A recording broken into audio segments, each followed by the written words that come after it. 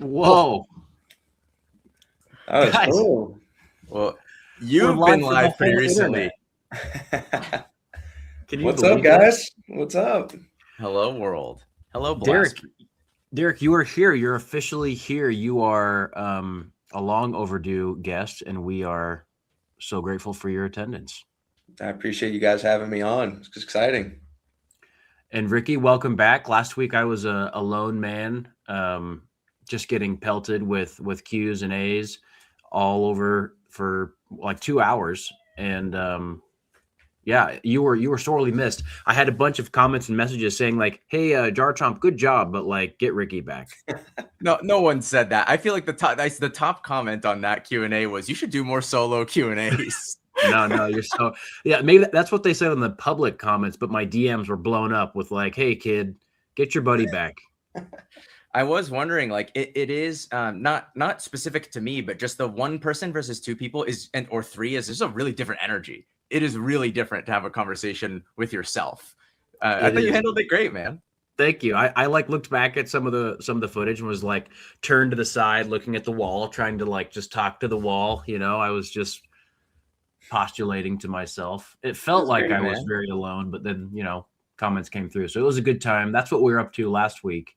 This week, guys, we're going to be talking about probably the most important topic in the hobby right now with some of the brightest minds, specifically Derek from Swans Emporium. Today we're talking about is it possible to lose in a market like this where everything is absolutely going to the all-time high, selling for above comps in person? Everybody who's got rare cards just feels like they've somehow caught lightning in a bottle, and it's a fascinating time to be alive, guys. So thank you for being here, Derek, especially. Welcome. Thank you.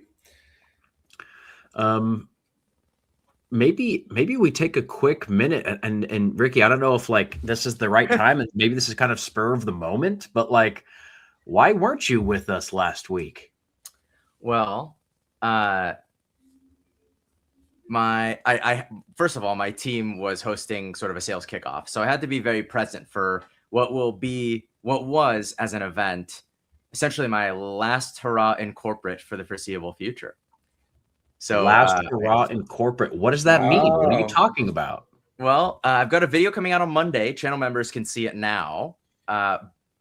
We won't get into too much detail in this episode, but probably in a future one, we'll probably just talk a lot about this sort of stuff. I did submit my notice at work at my 9-to-5 job as a software executive.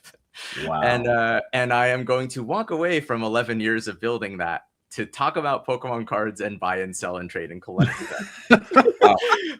So congratulations. Thank you. So on the evening of April 2nd, because I'm a leader, I gave them extra. It wasn't like 2 weeks, peace out.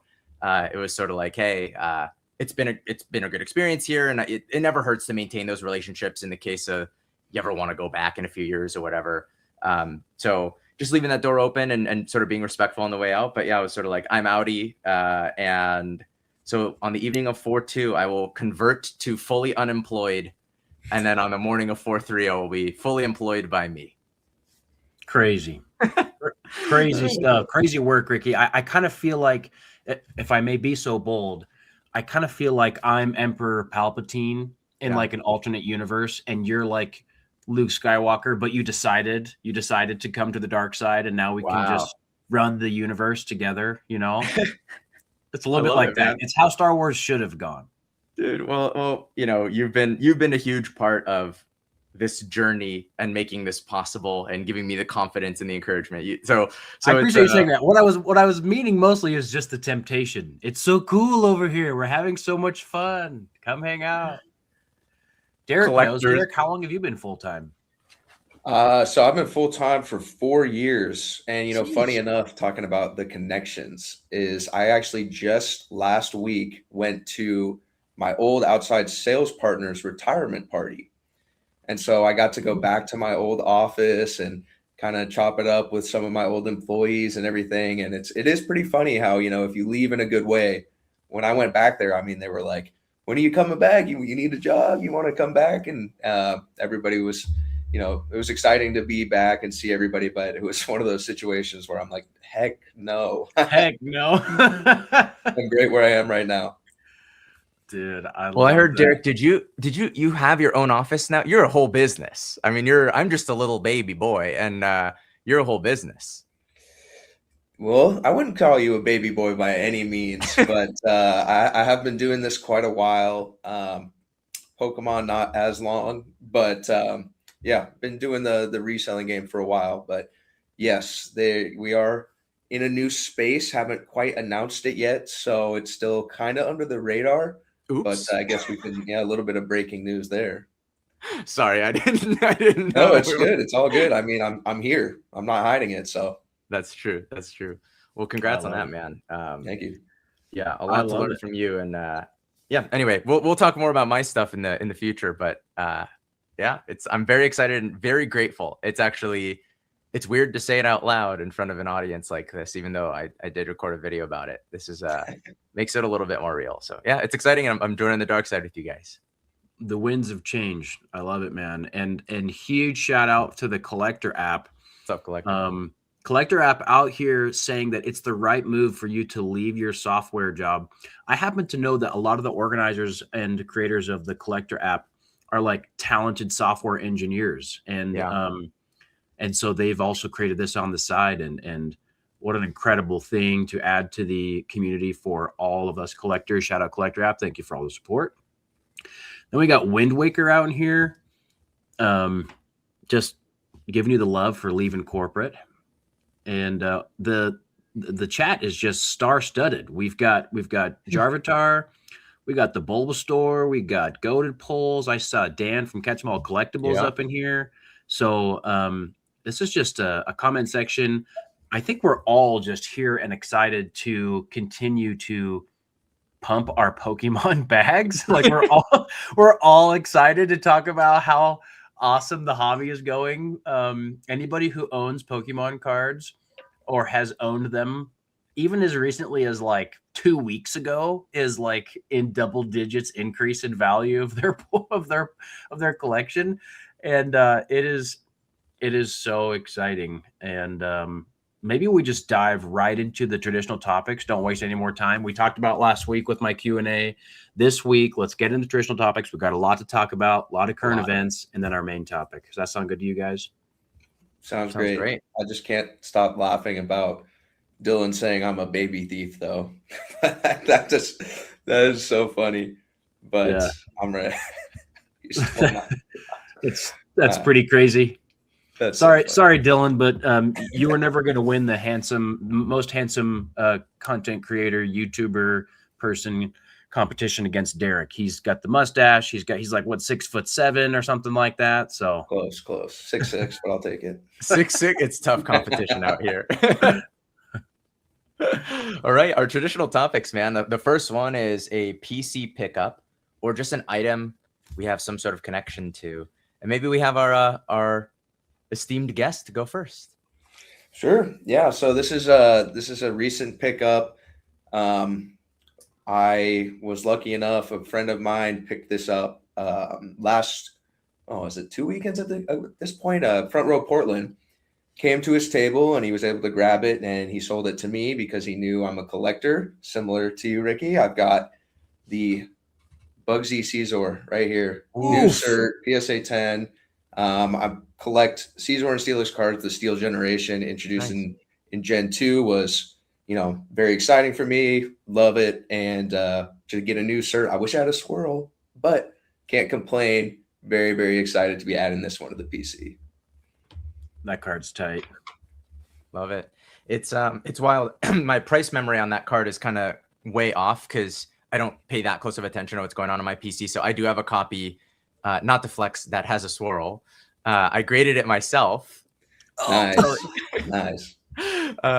So my cost in it was probably like $120 or something. And at the time it was like a $300 PSA 10. So I was like, oh, easy, cheap PSA 10 of a card I really want to have.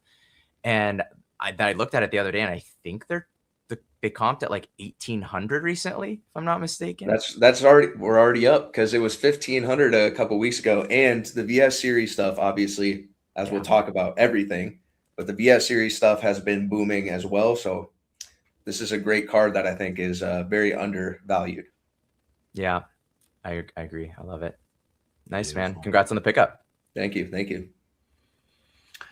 Well, mine is kind of, I regret not bringing it over here to my office. I just had it at my place because I was doing a little bit of show and tell on my Instagram with it. So if you guys want to see a picture of the item that I recently got, check out my Insta. But it is the Feraligatr Holo from Unseen Forces, the reverse holo, actually. PSA 10. I think it's like pop 66, something like that, something like 50s or 60s in a 10. And it walked up to the table this past weekend in Pompano Beach. I paid some ungodly number over last comp for it because that's the nature of reverse holos right now. And the collector math that I did in my brain to justify it was that I have the Feraligatr from Dragon Frontiers reverse holo in a 10 that I got from Derek here, actually, or probably like 15% of what it's worth today. Yep. and so the fact that I got that card for cheap means that I'm justified in paying up for this other card, right? That makes sense. That's definitely out. Evens out. Yeah. That's what I added to the PC, guys. I haven't heard you do too much Ouya math, but that's definitely some Ouya math right there. In today's market environment, where if you want a cool card, you have to pay through the nose for it. There's nothing else you could do. You have to just go back years and like find all sorts of wins from back then to justify today. It's reasonable. I love it. Mine I've got with me here. So Derek, you might not know this, but probably most of the chat has been following along that I am working on master setting just the reverse holos from Legendary Collection. And so I haven't put these in, I'll boost here. Haven't put these in the binder yet, but I've got like 6 more, I think here, 7 maybe. Nice. 6. The Nidoking's so tough. Yeah, the Nidoking is awesome. I love that guy. And then I don't think he's in the chat yet right now, but one of our viewers, you'll know him as Monkey Dude, the couple that's master setting all of English. But he came by and said, hey, I saw on the pod you don't have this mystery fossil. We had an extra one in the archives. So I got a little gift, which was very, very nice. So 6 more to add. And I think that probably puts me at like a quarter of the way there. Slowly but surely. Yeah, we'll take it, man. But yeah, it's been a fun one to collect, and just trying to focus on the journey as opposed to like, it's actually funny because people will reach out to me and be like, here's a near mint copy of 10 of them. Do you want to buy all of them? I'm like, I don't need to complete this set in like 1 month, and just throw 10 G's at it. Like, I know I could if I really wanted to, but I'm enjoying just like finding them one at a time or getting gifted them or whatever. That's the most satisfying way to do it. Coming from a background of like thrift stores and garage sales, like you'd have these big collection goals, and it would sometimes take weeks to find one thing to add to the collection. And it felt so much better than when you found 10, 20, 100. It kind of made it lose its value a little bit if you were finding them so rapidly, paying up for them. A lot of people talk about, I could just buy this on eBay, but that's not what it's about. It's about the journey, the interactions, the community, finding it yourself, getting a good price on it, and having those memories attached to it. Preach. Completely agree, man. I feel that same way about that e-reader set, and I should have brought it today. To add to the PC, I did pick up one of the second to last holo that I needed. I just was walking around the show in Pompano Beach and found it at a vendor's table for a fair price. And yeah, way more fun when you can get them in onesies and twosies like that. Cause like you kind of train your eyes to find what you're looking for. And it's like the payoff of like seeing it and you're like, oh, I need that one. Like it is really exhilarating. Agreed. How many cards is it, Ricky? 70 or so? No, it's one. I think it's 110. Oh, wow. Yeah, it's 110. So again, all the more reason it's a bit of a journey. I think I have the binder here. Yeah, I have the binder here. So I think with those 6, it'll be something like a third of the way through. I am tracking them, actually. Shout out to Collector. I am tracking them in Collector. So that's how I know if I don't have something, because I will forget. and buy a second copy of something. Yes, for sure. Been there for sure. Yeah. All right. Our second traditional topic is a favorite or notable Pokemon card deal within the last couple of weeks. I want to hear from Derek on this because I sent him a message like, "Hey, how was Portland front row?" And he was like, "Oh, it was insane." And I was like super jealous. So why was it so insane, Derek? So I had a friend of mine. He came up to the table and he had the Reshiram EX and Zekrom EX from Next Destinies, the full arts in PSA 10s. Oh, And it's a pop 10 and pop 7, right? And he was telling me, he goes, dude, I've had these for a little while. I've done the research. I've found every other copy of the Reshiram, and they're all collector locked. Nobody will sell theirs. So this is, essentially the only one on the market available for sale. So when he told me that, I kind of, my brain is a little bit messed up from the market recently. I'm like, well, it hasn't comped in forever, and there's no price. So he told me a crazy price. I'll just tell you, it was $34,000 for the pair. And I was just like, that actually doesn't sound that bad, because it's, it is what, I was looking at these two cards, and we flipped $35,000 or $34,000 because he was originally asking 35. I was trying to get him down a little bit. I won the flip, and then I was thinking to myself, I was like, I'm going to have these for months. I got to find the right buyer. This is going to be so hard. And the gentleman behind him said, those are pretty rare, aren't they? I'll buy them right now for $40,000. And I said, wait, what did he offer?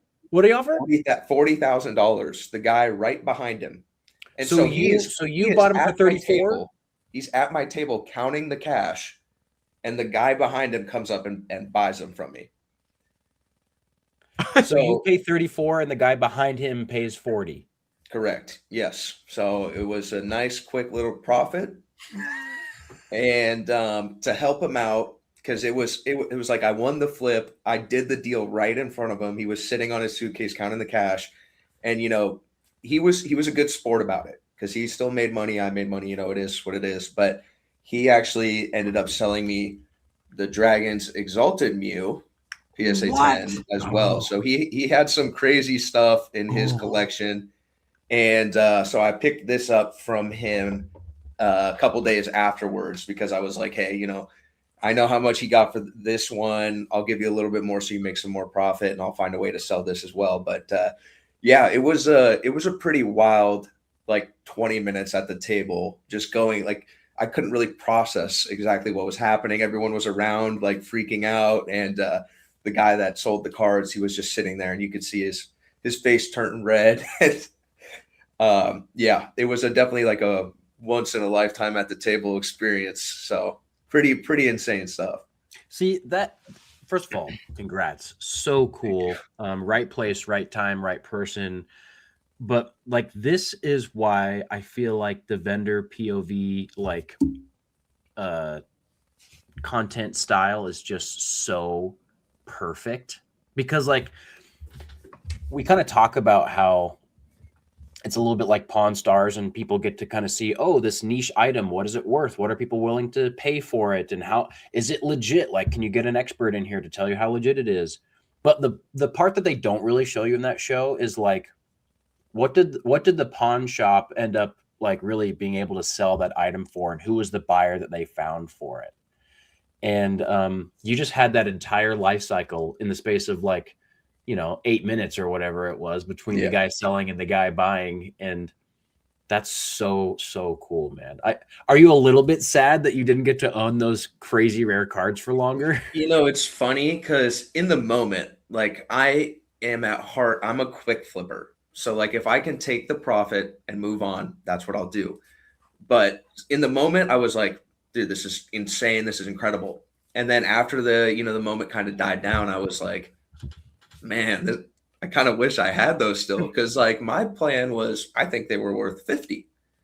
And these were all just made up numbers in my head at this point. So I was like, I think I can do something big with these. And I was just thinking about how rare they were and how it's collector locked and all these different things. And I was like, I had like planned out, like I was going to take pictures with them, bring them home, have them on just, what, all these things. And then it just like that was gone. And so, I was a little bit bummed out after the fact, but in reality, I mean, I can't complain. And I got the Mew from him after. So still have a token of the deal basically, and a forever memory. So cool. So cool.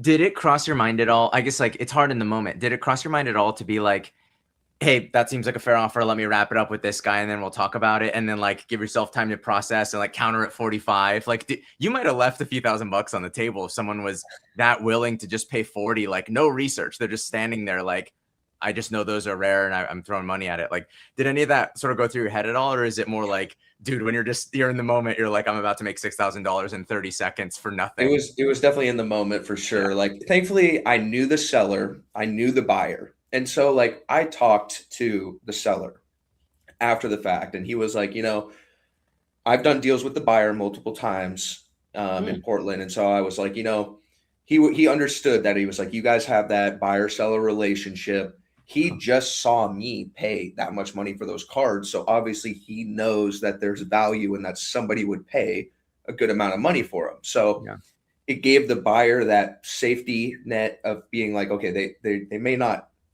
have comps, but this is a comp right here. And so he felt comfortable offering it. And at the same time, the buyer watched me buy them. So he was like, dude, I'm not going to offer you some crazy number. Like, I'm going to offer you enough where you're super happy and then you're not going to counter me.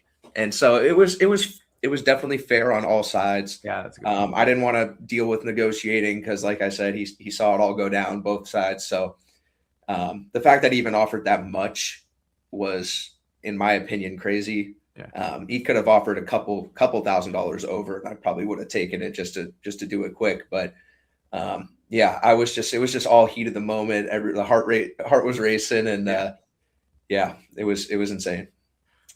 Incredible. I'm not judging it. There's no way I would have handled it any differently in that situation.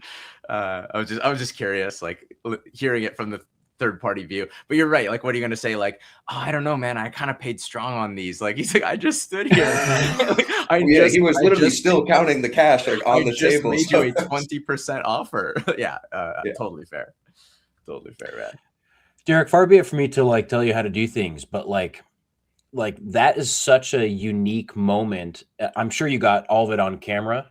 Yeah.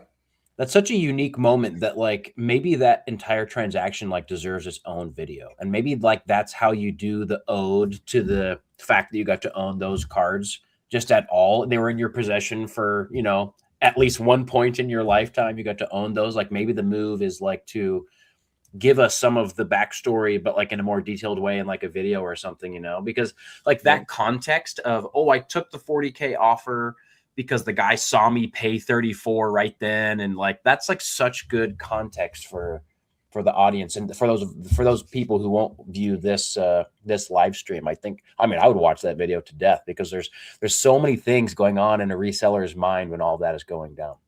Yeah, especially with how the market is, like creating your own comps with private sale comps with all this and the hearsay of like all the copies are collector locked, and it's like that sounds like a great opportunity for me, but like I don't know what that means. Like because for all I know, it could, if it was a random guy, he could be saying that with the other 6 in his pocket. You never know what the truth is.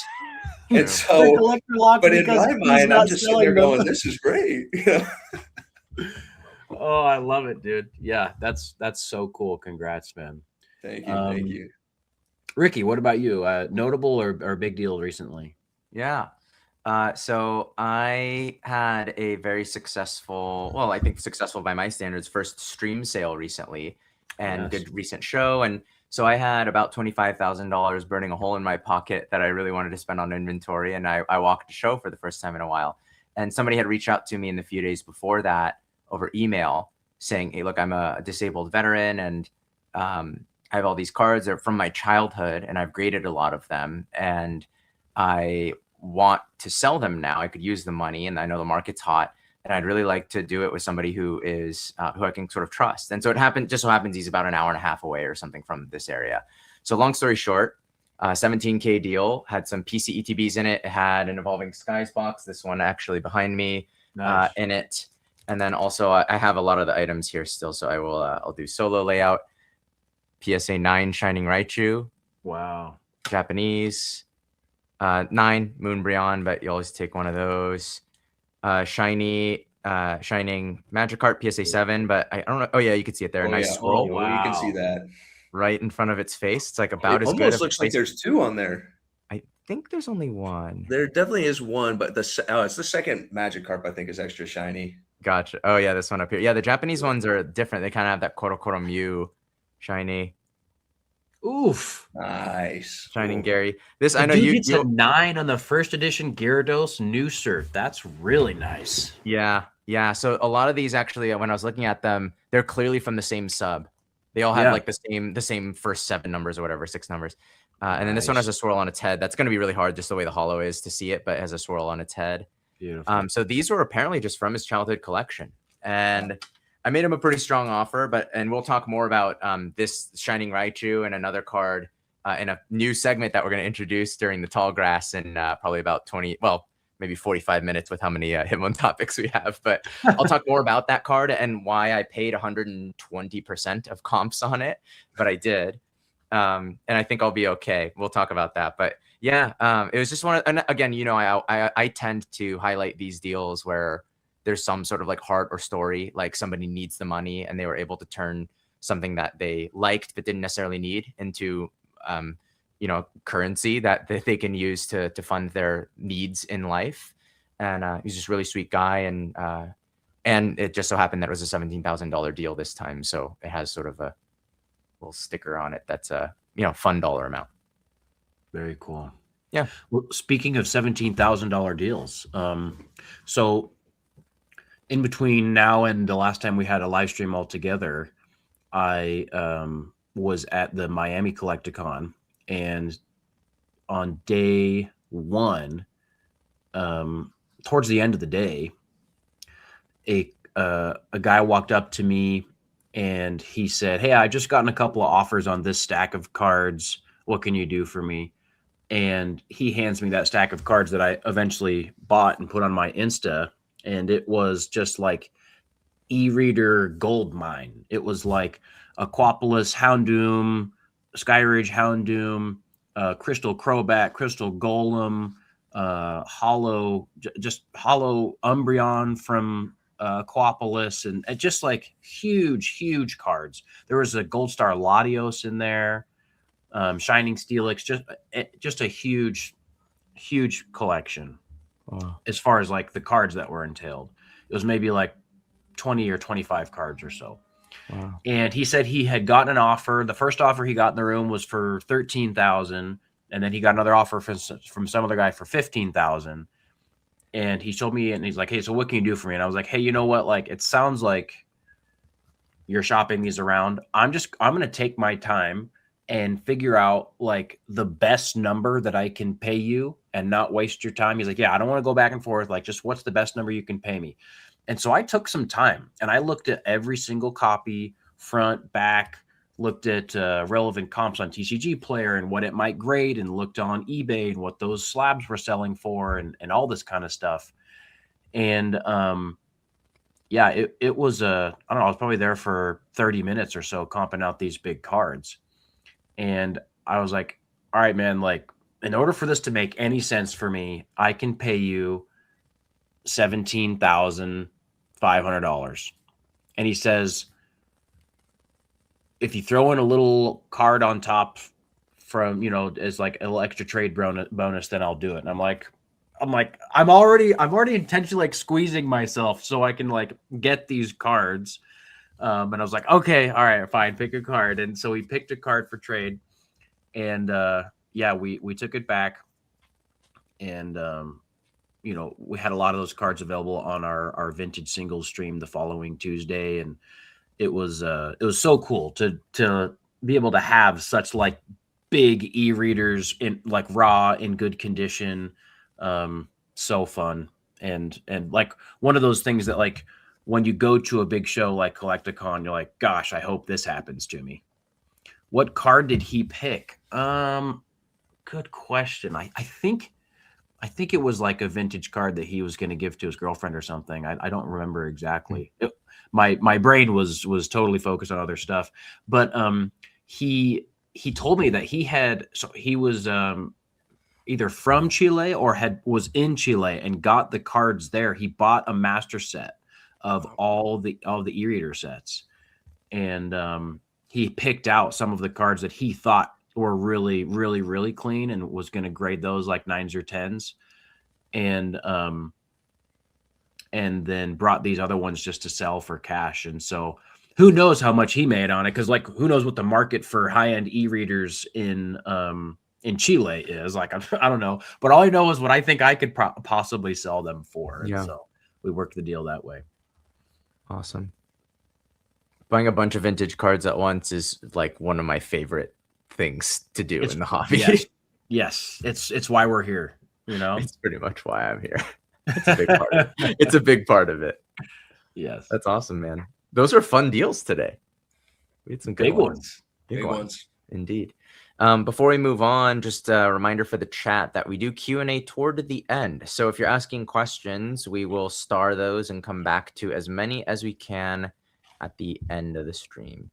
And if there's any that are really relevant to what we're talking about, like I've already seen a few questions like this one about 151. We're going to talk about 151 pretty shortly here, so we might answer your question there. So stick around and enjoy the stream. Jake, I think it's time to get into the tall grass. Yeah, let's venture into the tall grass. Let's head east from Diglett's Cave, and east. Okay. You know, in that little tall grass area over there, when you're about to enter that like passageway to the like the docks and the waterfront area, you know, like that patch of grass. There's usually like drowsies and rattatas and sand shrews and stuff there. Let's see what we can find out there. Wow. Well, instead of drowsies and rattatas and sand shrews, what it actually turns out we're finding are some Hitmon topics. And actually, I would say, amazing. It's every time we venture into the tall grass, we do seem to find Hitmon topics. Sounds like you turned on your Game Shark.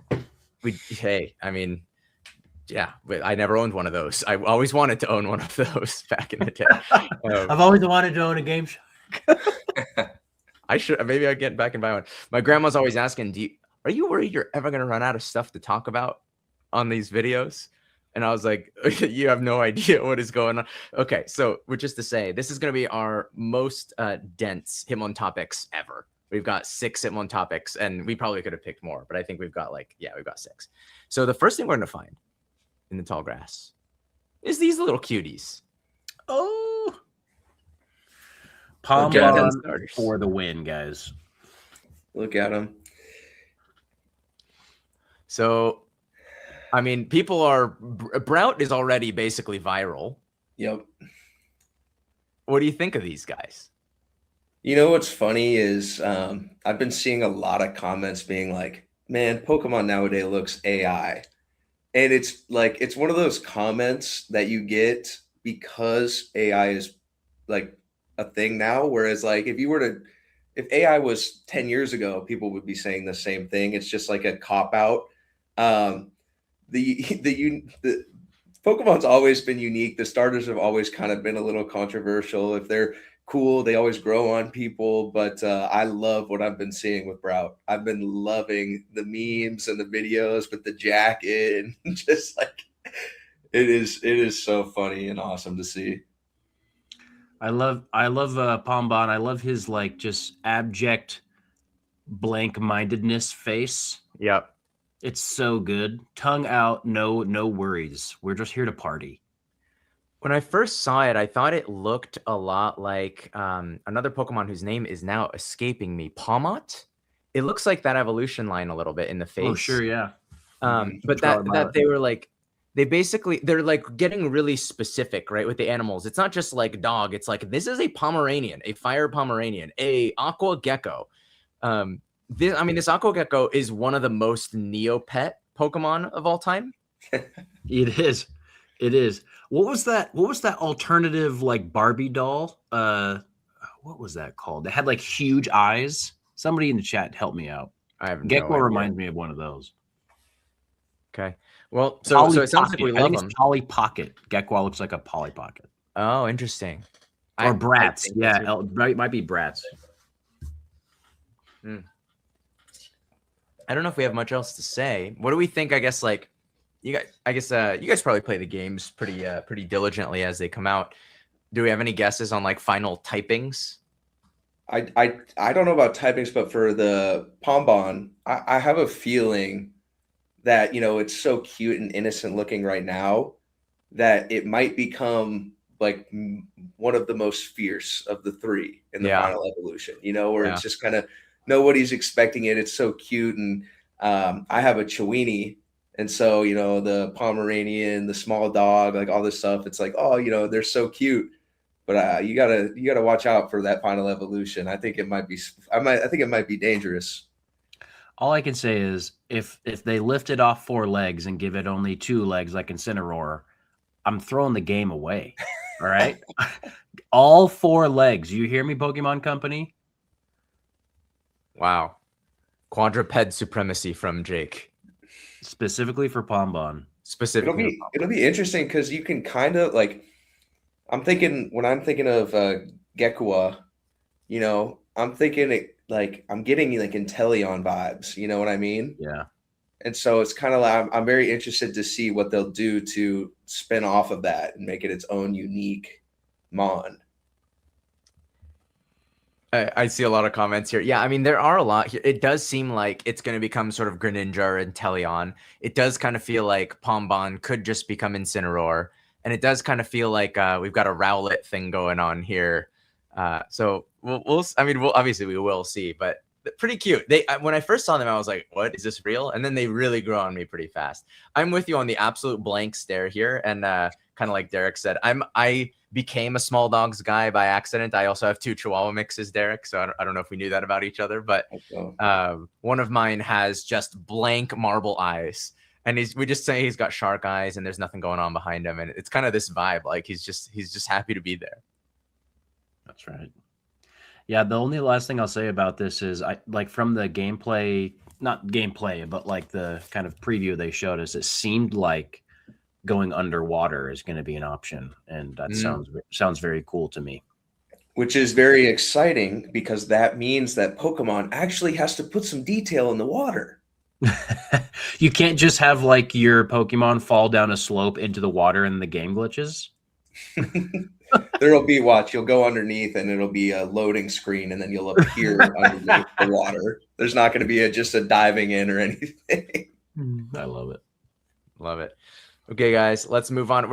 I tried to alternate in terms of the order, the really lighthearted stuff and the kind of heavier stuff so that we're not just like doing kind of palate cleanser with some of the cute stuff from time to time. So you can't ignore this one this week. We had a question in the chat, which I knew we were going to get to some of these questions from the chat in this Sim on Topics. There's so much to talk about. But basically the big news of the last week, I would say, was probably this. PSA in a process of reholdering a very rare, very valuable, very thinly traded card, damaged it, admitted to damaging it, and offered a resolution that was quite a bit lower than not just the last sale that I think was sold on PSA's eBay store themselves at $45,000. They offered about less than $20,000. The delta between the 10, they valued the 10 at $20K. They valued this new grade to 6 at like $700 or something. And so they said, we'll give you $19,300.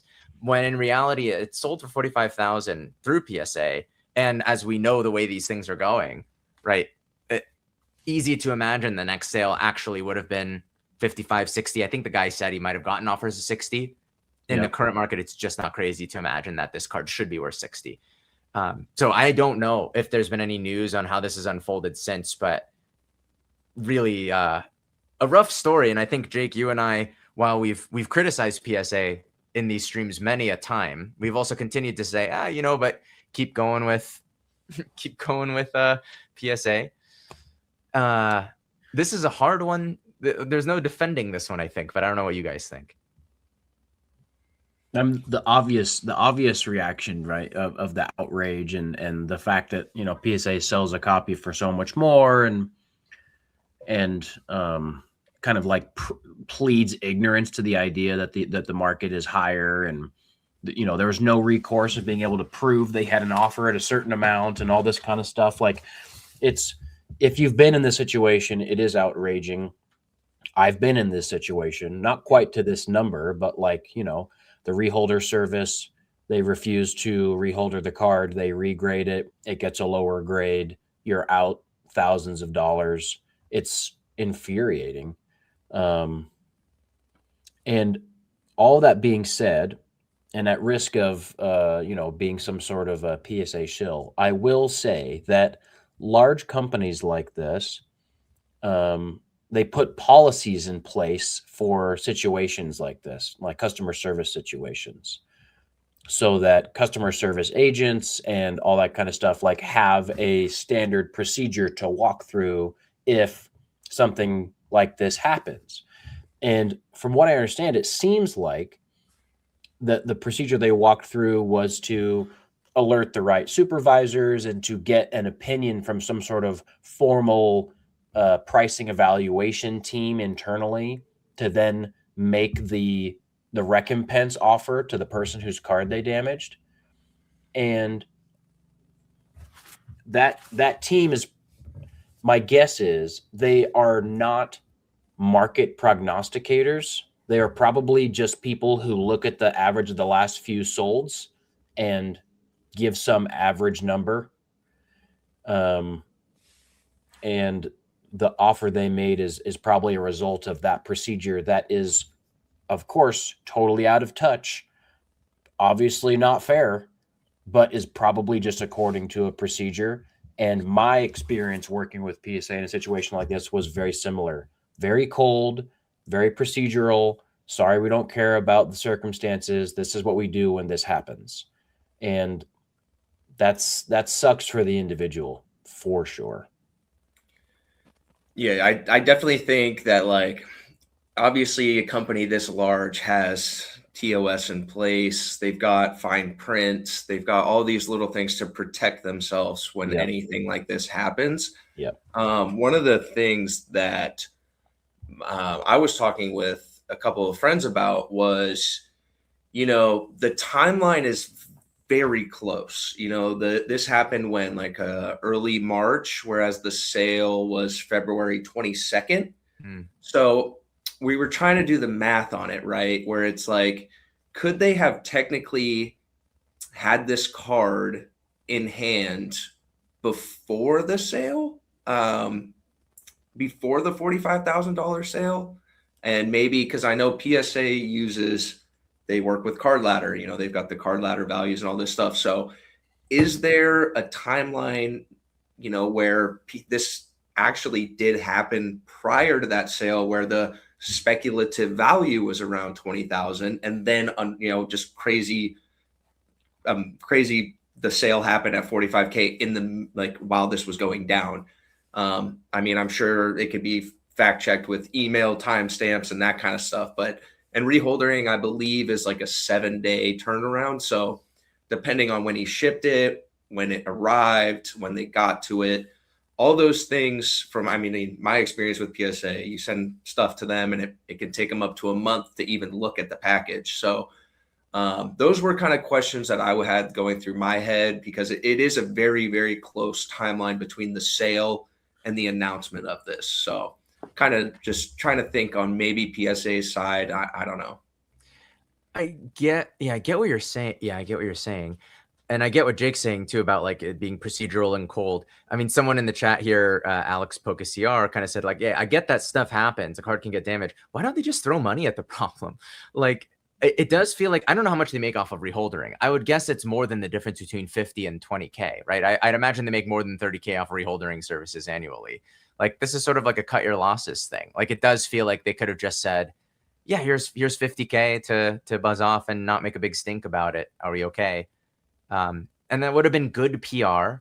I have to imagine there are people who, at a minimum, there's certainly people who are going to vote with their wallets and get turned off with grading with PSA in general. But certainly, like, the reholdering service, it seems like unless your name rhymes with Rogan Rawl, you shouldn't do it.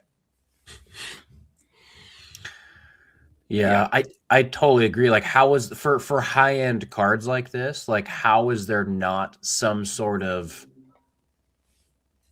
like loophole where you can have like a mediation conversation on like a video call with the supervisor of some sort? Like, there has to be a bit more of a pressure relief valve here in order for them to at least save face. Because like this is an amount of money that pretty much every person would be willing to blow them up as public as possible on the internet. 100%. So yeah, regardless of how much they offered, the fact that they damaged it in the first place, you would think that this situation gets escalated high enough to like someone who has the authority to like, you know, break out of the procedural mold and have a you know a conversation person to person. Like Ricky, like I remember times when I was in corporate, like let's say a client contract, someone who was, you know, paying the company $50,000 a year for the, you know, a software service. Like if they had a like deal breaking issue like this and needed to come to the table for renegotiation about contract terms and pricing and that kind of stuff, like it's usually not just some person in tech support who's going to answer those emails. Yeah. It's usually someone like quite a bit higher up the chain who has a reason to try to retain revenue. Who's going to make the hard decisions of like, how much do we offer this person as a sorry, as a, you know, a consolation. So totally, definitely a miss. It's a huge miss. I mean, even if they don't care at all about this individual, they could literally just be like, I don't care at all. They feel nothing human at all about this. Even in that scenario, you could say selfishly, the PR move of like just taking care of it, getting on a remediation call. You know, in this email, I remember they referenced like sort of the head of grading has assessed its new value or something like that. There's something like that in here. And anyway, it feels like a negative EV, like to quote something that Dan from Catch 'em All Collectible says all the time. It feels like they stand to lose way more than a few tens of thousands of dollars if the story gets out. Which, like you said, Jake, how is the story not going to get out? Like anyone is going to post about this.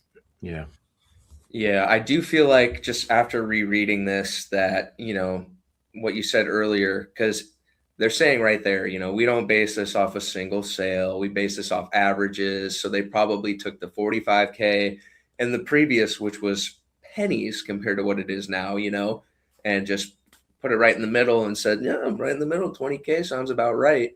It does sound like they reached out on a phone call and that they would, you know, it says they'll gladly forward them to our pricing evaluation team for consideration of potential adjustments. But it does sound like they, again, don't really know how far this has gone or any updates on it. But in the first instance of the communication, it does sound like they were just following standard procedure, which, you know, I can understand. You know, these are the procedures we've had in place for forever. This is how we do it.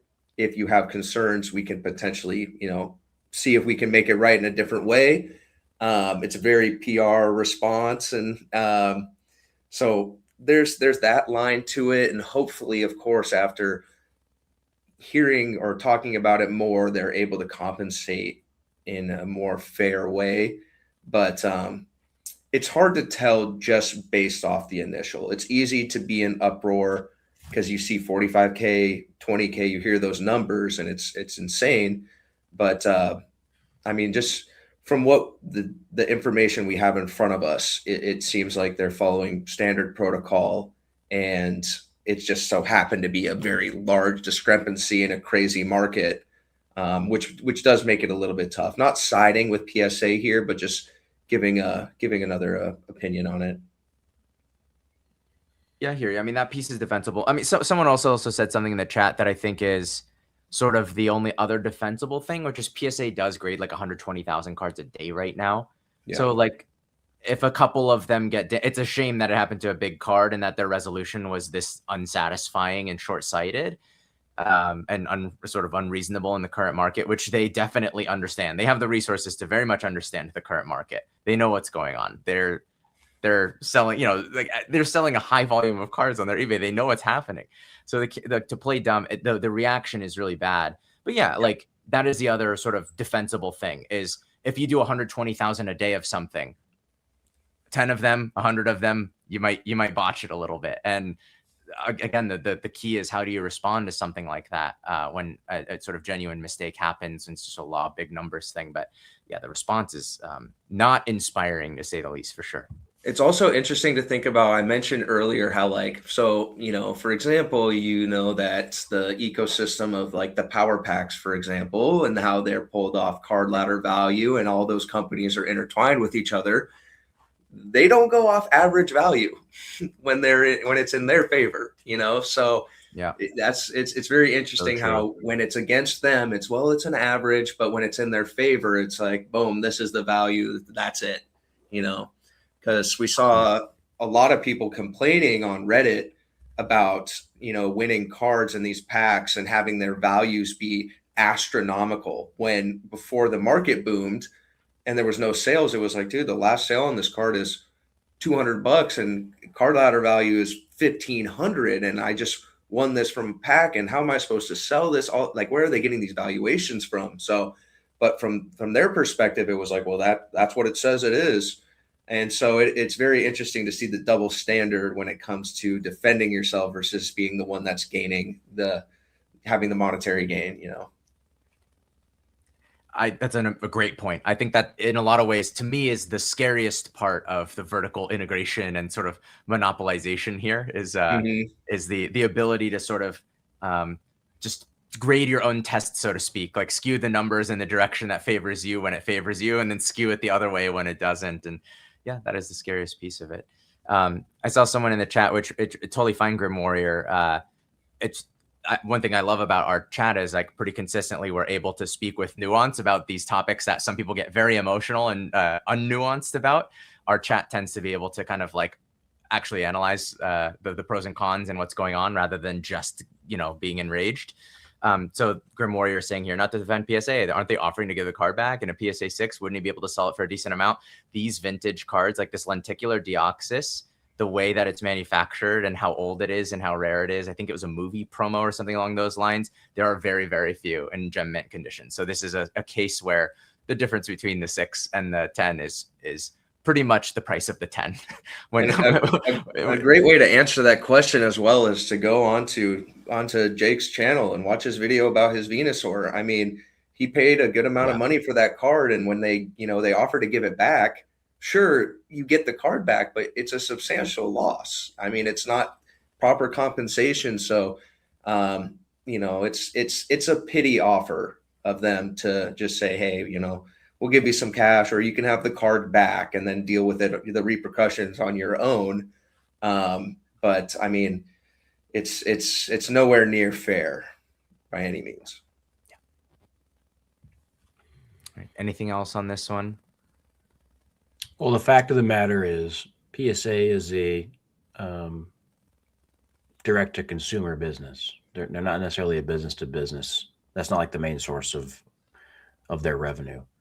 And so they can stand to lose any one individual person who wants to patronize them. And so like they have so much business right now. And people are asking like, well, they're probably not going to change anything. Probably not. They don't need to.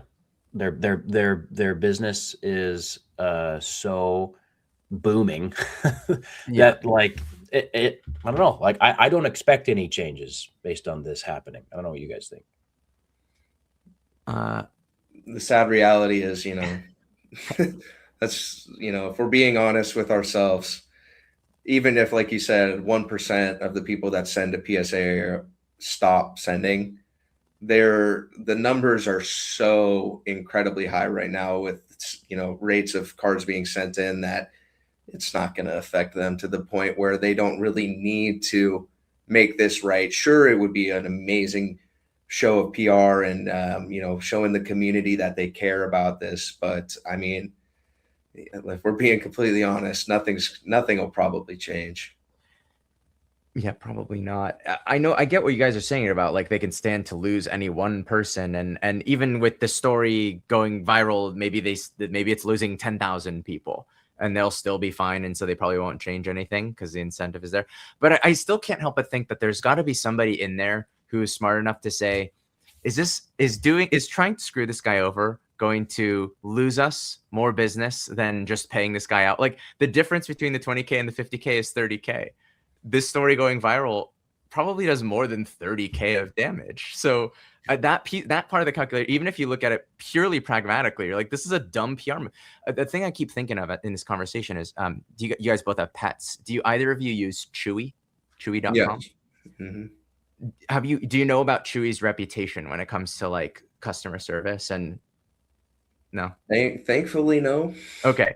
Yeah, it might be because of that. No. It's good. Chewy has a really good reputation. Chewy, among other things, if you have a pet, like you're on a subscription food service or something like that with them, and your pet passes away, they will tell you, we will refund that last order. We will, like, you can donate those. We'll make a donation in your name, and then they send you flowers and a handwritten card.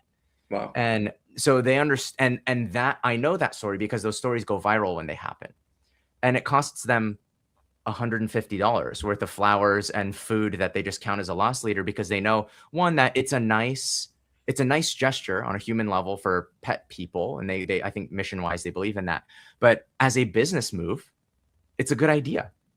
They make more than $150. The marketing value of people talking about this positively is so much more than the $150 they lose for just saying, forget it, we just refunded you your last food, we're so sorry about your dog, a giant bouquet of flowers is coming your way too, by the way. The only thing I can think of here, Ricky, is that they've done some sort of internal estimation of, if they open this door and pay this guy out some amount, then it'll open the door to other people who, claim that their cards are damaged or whatever it may be. Like there's got to be something like that. Like they feel like there's a can of worms issue going on here. Because otherwise, yeah, I mean, the math makes obvious sense. Like you said, like pragmatically speaking, make this right. It's not a huge amount of money. It's probably like 0.001% of the revenue they made that day. So yeah, it's the only thing I can think of. I know you guys are right. I'm just this one's actually like annoying. It just feels dumb. Like even I don't know. Anyway, I probably won't be reholding any cards with PSA, but we've gotten the question a lot in the chat about like, are we going to keep dealing with PSA? Are we going to keep grading with PSA? I mean, I'm not going to speak for you guys. The answer for me is yes, but it doesn't mean I'm going to be excited about it, but it makes sense for my business. And very soon here, it's going to be how I put food on my table. So none of these companies are white knights, guys. That's all there is to it. Yeah. Okay. Let's, I'm going to switch up the two in the agenda here just to we're going to go to another scary one, slightly scary one in a second. Here's kind of an interesting, exciting one. So Jake, maybe you lead us on this one, because this was one that you had suggested with the specific, there's like a little detail here that's interesting about this record sale. Yeah. So this sale is interesting to me because at least it popped up. I don't have like verified proof that this happened, but this is a handle on Instagram that, posts record sales, whether from eBay or if they feel like they have verified sources for private sales, post like, all-time highs. And, it's just kind of interesting to see how certain cards are moving. And this one I thought was interesting because this card, this no rarity Charizard, is what a lot of people consider to be like the first edition of Japanese, because there's like a common print error on this card, this set, where it doesn't have the rarity symbol in the bottom right corner. And so it's kind of considered to be like, again, first edition without like the official first edition stamp, I guess, because that didn't happen on Japanese base set. Yeah. And so this is the Charizard, the main chase from the set, and selling 1.7 million privately. If this is real, then as far as we know, this is the most expensive Pokemon card that had to be pulled from a pack that has been sold, as far as I understand, because we've got that first Ed Charizard that had like the Logan Paul break whatever thing that went on the golden auction went for just under $1 million. And then all the other cards that are above that mark were like trophy cards, winner cards, illustrators, etc. So yeah, I mean, this is just a fascinating sale to see that like cards that you can pull out of packs can eventually get to this level. Yeah. I will say Gempire, the ones that posted this, they are a very large consignment eBay store. I'm sure they have other things going on. So I don't doubt this at all. They have the seller listed there that could have been consigning the card. I don't know if it went through them or what, but I mean, this is probably the grail of all grails when it comes to Charizards. I mean, it's older than first edition. It is the Charizard, so, and like their pop 10, I mean, I'm not sure the pop on first ed 10, but I would imagine with how many I've been seeing on Golden, at least recently, that it's probably higher. Probably not significantly, but man, I mean, 1.7 million is crazy. And it really opens the door for, like you said, other packs or other cards that can be pulled from packs, because with the market right now, I mean, a lot of people have been comparing or starting to talk about Pokemon in the same atmosphere as sports, where it's not dictated on how good a player is, but it's getting to those numbers where, beforehand, you'd only see these kind of sales on, the rarest of the rarest sports cards and that kind of stuff. But it's I think it opened a very large door for Pokemon to become something much bigger and long term, and bring more people in that aren't necessarily just hobbyists and collectors. Yeah. Agreed. Love it. Big monies. Big monies, big USD dollars of money.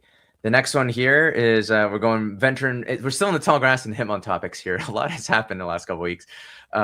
This one is another one that is probably most people, including me, will interpret as scary if it's real, and it seems like it might be real. So folks have probably heard of this firm meme strategy. They're like a fund, like a investment fund, I think out of Hong Kong. And they've historically been involved in things like crypto, and now they're trying to do like tokenized collectible cards. And I think the strategy, this is from their own website, their own press release, and I've seen other pretty reputable places reporting on this. I don't know if it says it in here, but they're specifically trying to get like 25%. Yeah, here it is. They want to get 25% of the entire PSA 10 population on Van Gogh Pika. And that, a lot of people think, if this is true, this is why the Van Gogh Pika has doubled almost in price in like a very short span of time. Like, it's essentially a coordinated buyout.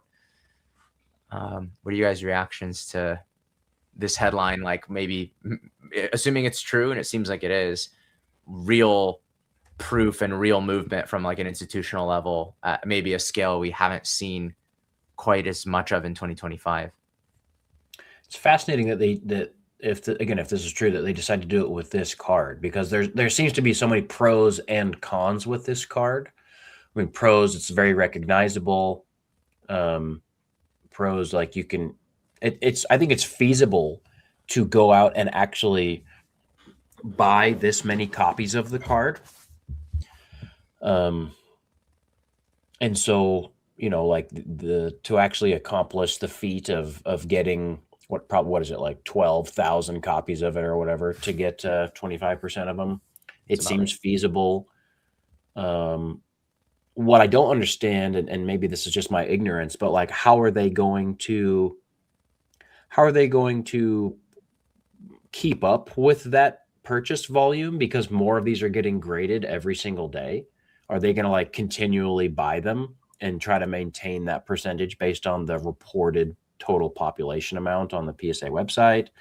And then there's also just like there's just like the cons of like even if they own 25% of them, that still means that there's going to be like 30,000 copies of it out there.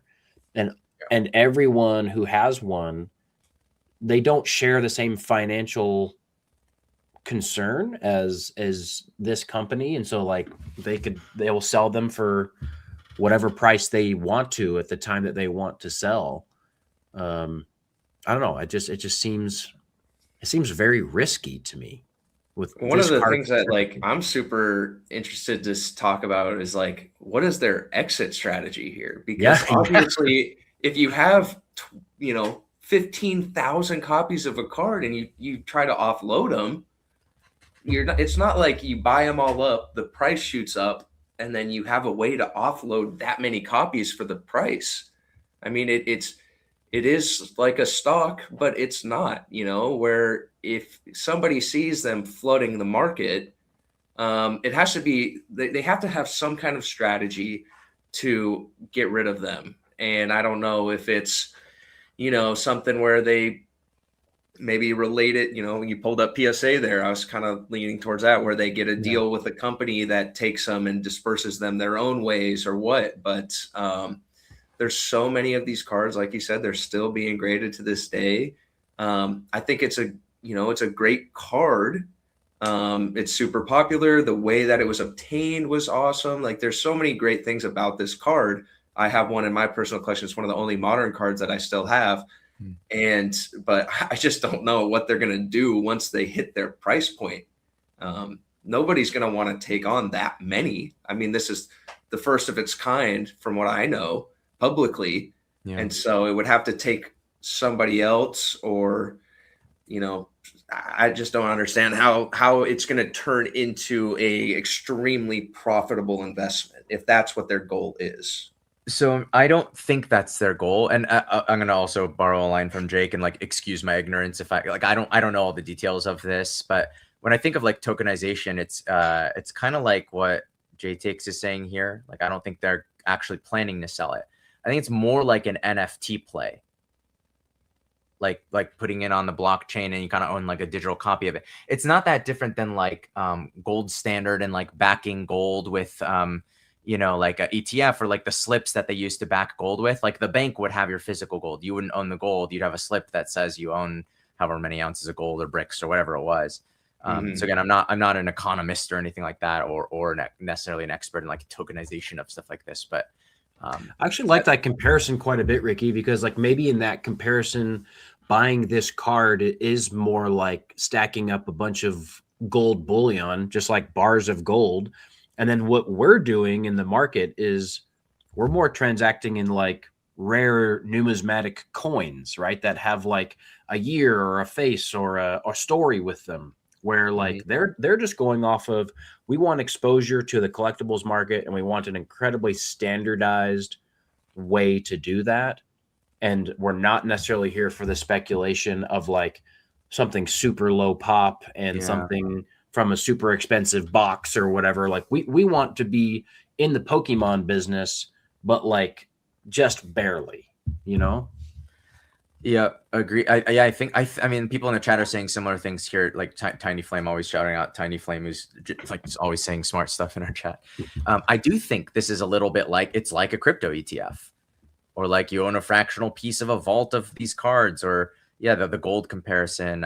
Like there could be ETFs of other types of cards. Yeah, I think that's the direction they're trying to go here. So I don't think like this is it's a very Derek question. Like, what's your exit plan? As the reseller question of like, don't get into anything you don't have a strategy for getting out of. But I'm not sure the strategy is to get out of it. I think the strategy is to like, collector lock, ETF lock 25% of this. Another thing I saw here, which that was what I was trying to find the link to, and I don't know what this means. 47,000 cards now permanently capped. What does that mean? Now permanently capped. It sounds wrong. It sounds wrong. The source here gave me a 404. I was trying to pull up. This is what they are referencing. So if someone can help me out with this, like this URL does not go to anything right now. Does it? Oh, it just goes to this. I don't know what the permanently capped just seems wrong. I don't see how that's possible. They made hundreds of thousands. Because that Well, no, because they handed out a limited amount of cards, right? Yes. There's no way. No one can quantify how many they gave out. It Exactly. was so many. So 105,000 of them have been graded. How many do you think they gave out? Like 200,000? Like there could just I have a sealed one sitting upstairs right now. Like it could be a 10. Like there's I don't know. Collectors saying they're referring to the pop report, but it misspelt it. Or hope they just hope no more PSA 10s show up. More will definitely. I don't know about PSA pop control tinfoil hat. With the number of people that have successfully cracked PSA 9 Pikas and turned them into PSA 10s, we're getting thousands and thousands more of these guys. Yeah, I think so. How could you not? So I don't know. Maybe that's just wrong. That caught my eye where I was like, why do they think it's permanently capped? I mean, there is a cap, but not at 47K. I don't know.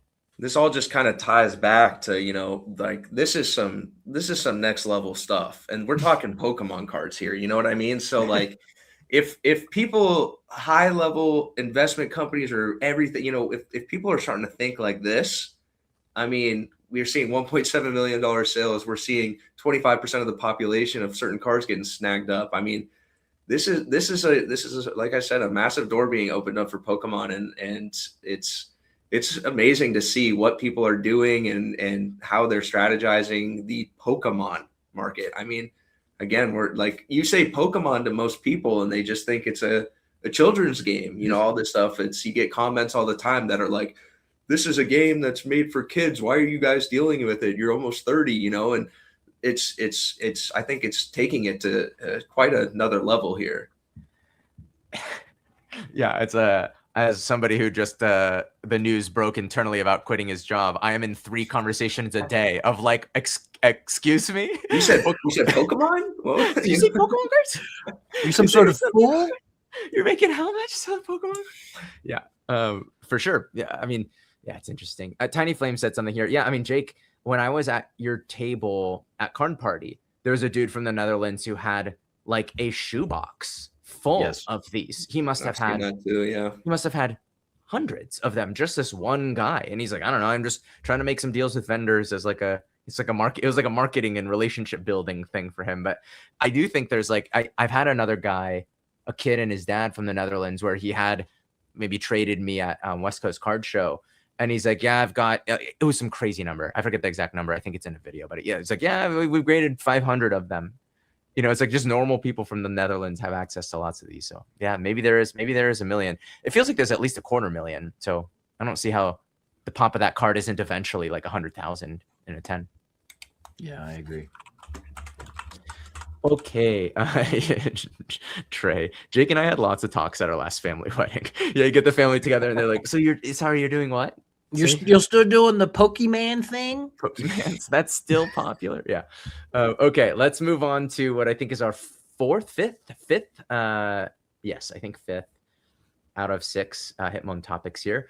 Aura Seeker, set name trademarked for Pokemon TCG, rumored to be a Lucario set, and probably coming out maybe around the end of the year, ? What do we think of Aura Seeker? I was a little confused when I saw this. I was like, we just got a Lucario, a bunch of Lucarios in the Mega set. Yeah. I don't know. They love rinsing and repeating their same favorite mons. I'll tell you what. I mean, it would be so cool to just see.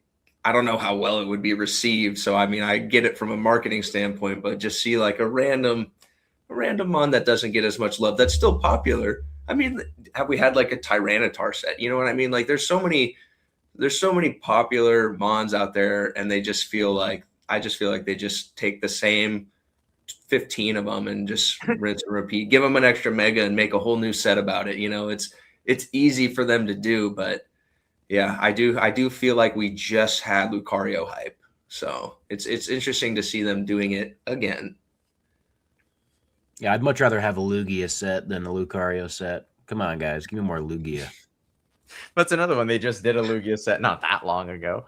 I'm with you. Tyranitar set's a cool idea. Like Metagross set's cool. Metagross is a great one. It's like, no, it's the only Pokemon that exist are Charizard, Greninja, Lucario, Mewtwo, Gengar, and I feel like I had one more that's slipping my mind. I already said Greninja, Gardevoir. Yo, lots of Gardevoir. Hey, everyone do this exercise. Go onto TCG Player and type in Gardevoir EX. There's like 50 Gardevoir EXs. Yep, those are the only Pokemon that exist. Yeah, man, there would be some cool ones that they could definitely do, but whatever. It is what it is. So, yep, Aura Seeker, Lucario, alleged Lucario set. Not too much to say about that. Should we go on to our last one? Let's do it. Okay, so we had a lot of questions about this. You got questions in the Q&A last week. People still asking. 151 has done stonks. So I don't know if we want to talk at all about. We'll talk definitely about double hollow and some of these prediction analytics. But what do we think about like the run up here from? I mean, 151 is like essentially doubled as a set across the board in the last like 2 weeks. No, it's crazy. I like forever. I have a master set of 151 in my PC. That's just pure PC. Never gonna sell it. I put the binder together in the Mew binder that came in the binder collection and the whole bit. And I never really looked at the value because I didn't care. But yeah, if I scroll over to that value of the entire set, it's like, it went from like 1,600 to over 3K in the month of March or something like that. Yeah. So there were people like spamming my messages saying like, "Hey, are you looking at what the 151 Charizard's doing?" And I'm like, "It's doing nothing. There's a million copies of it. It's never going to go above 300 again." We had a copy at our table at Front Row Portland stickered at, I think it was 275. And before the show, a vendor came up and thankfully, he said, "You might want to check that price. I think it's about $350 now." And we were like, "We stickered it yesterday." What do you mean? And he's like, I would check that. But I mean, the Bulbasaur, I was looking at the prices and I was like, wow, Squirtle's over $100 now. Charmander's over $100. Yeah. Bulbasaur was like 65. And I was like, why is Bulbasaur so far behind? Like a day later, it was $100. I was like, okay, well, there we go. It caught up real fast. Yeah. But I mean, it's a set that people have been saying it for years. I've been saying it for years. It's a set that brought so many people back into the hobby. It is an amazing set. I know it's the 30th anniversary coming along. I mean, the market's crazy. So I'm not too surprised by the explosion of price. But it's doing some crazy numbers. I will say it's a little bit more than you would ever expect for an entire set. Yeah. Yeah, I mean, the surprising thing to me isn't necessarily the value change, but it's the value change in relationship to the like sheer mountain of copies there are for every one of these cards out there. Mm-hmm. Like 151 is an interesting set because it was printed. It went into its print cycle very near the beginning of a block, which means it's gotten like 3 full years of print, and the Pokemon Company knew what they had with this set. Like they printed, like let's just take booster bundles for example. I think they reprinted booster bundles like 9 times. Like there's so much of this out there. Obviously, so much has been ripped too, and so the singles are so plentiful. And the idea, those illustration rares are above like the 50 to they're above $100. Yeah, is very, very interesting. Yeah, I have a stack of score. It is so it's interesting. Okay, so can we talk maybe a little bit about like how we got here so fast? Like my thought is, look at this stat from the collector app. This is insane. Yeah, wish listed 2 million times in February. Oh my goodness. That just shows you the sheer demand. Like there were 2 million people who like still wanted the Zard is probably what that means. Yeah. Incredible. Yeah. Where I was going was something Tiny Flame basically just said this. So I my guess is like there was a lot is happening right now. And like Derek said about the sort of fundamentals of 151, it only takes like it takes percentage wise a relatively small percentage of the like Pokemon card buying population to start moving a card up. And then as a card starts moving up, that information goes viral. and people get hardcore FOMO about it, and that's what drives it to double. Like, Yes, it was on course to only go up 20%, but then everyone reacted to that emotionally, and that's why now it's up to double. And the story for me is like JT knows this because we did this stream sale and we had a show, and I have a stack of I had this many, like I had 5 copies of every IR and SIR from 151 that I could not sell for months. I've had them for months. I just keep accumulating them. They're super stable. Buy them at 80%, 70%, whatever. And I have a stack of 6 of these Bulbasaurs with a $72 sticker on them. And I think they're like 100. They're 130 last I checked. It's about 120 something now. Sheesh. Yeah, and it basically happened overnight. Like the stream, we did the show. We did a stream 3 days later. We probably sold 151 cheap on that stream because we didn't resticker, to Derek's earlier point. And then we shipped them, and then people were posting stories of getting their stuff like 4 days later, and they're like buying all this 151. And so for 151 became really liquid because everyone started FOMOing into it. And then 2, I got a bunch of DMs like, "You were selling these at these prices? Like, these are a steal." I'm like, "No, these packages were shipped 5 days ago, and the people bought them 6 days ago, and we stickered them 8 days ago." Like, it's doubled in that time. That's all that's happened. Like, they got the correct price for the day that they purchased them. One additional piece here that's so fascinating is like the delta now between like the raw card and the PSA 10 card is now large and valuable enough to justify grading them again. At the current price point with expedited shipping, probably. Yeah. The FOMO part is super key, because if you look at Pokemon, how they've been releasing set, I mean, by the time you even get the set to come out, they've already announced the next one. So people, they collect the sets that come out, and then the next one comes out, and then they move on. If they don't complete it, they'll come back to it, do it as they can. So, as a lot of people had finished 151, a lot of people ripped 151, they completed their own sets. And for a lot of people that hadn't, that were kind of waiting to go back to it, when they see the prices start going up so much, they see an announcement, a post about it, they go, maybe I need to revisit that and get them before they go up even higher. And then everybody gets driven to it and starts buying them up. And then, you get that, they don't want to get into it too late, and so they want to go and grab up all the copies, and it spikes up the price like you mentioned. So it's crazy. 102.1% price history on the Charizard is wild. Yeah. Well, and the one piece we wanted to add here is that Double Hollow, really slick analytics here, has some AI analysis. About a month ago, all of their signals on this card and basically everything from 151 was like buy. And so it's cool to see like those estimations and the upward trajectory really come to fruition based on what it had estimated.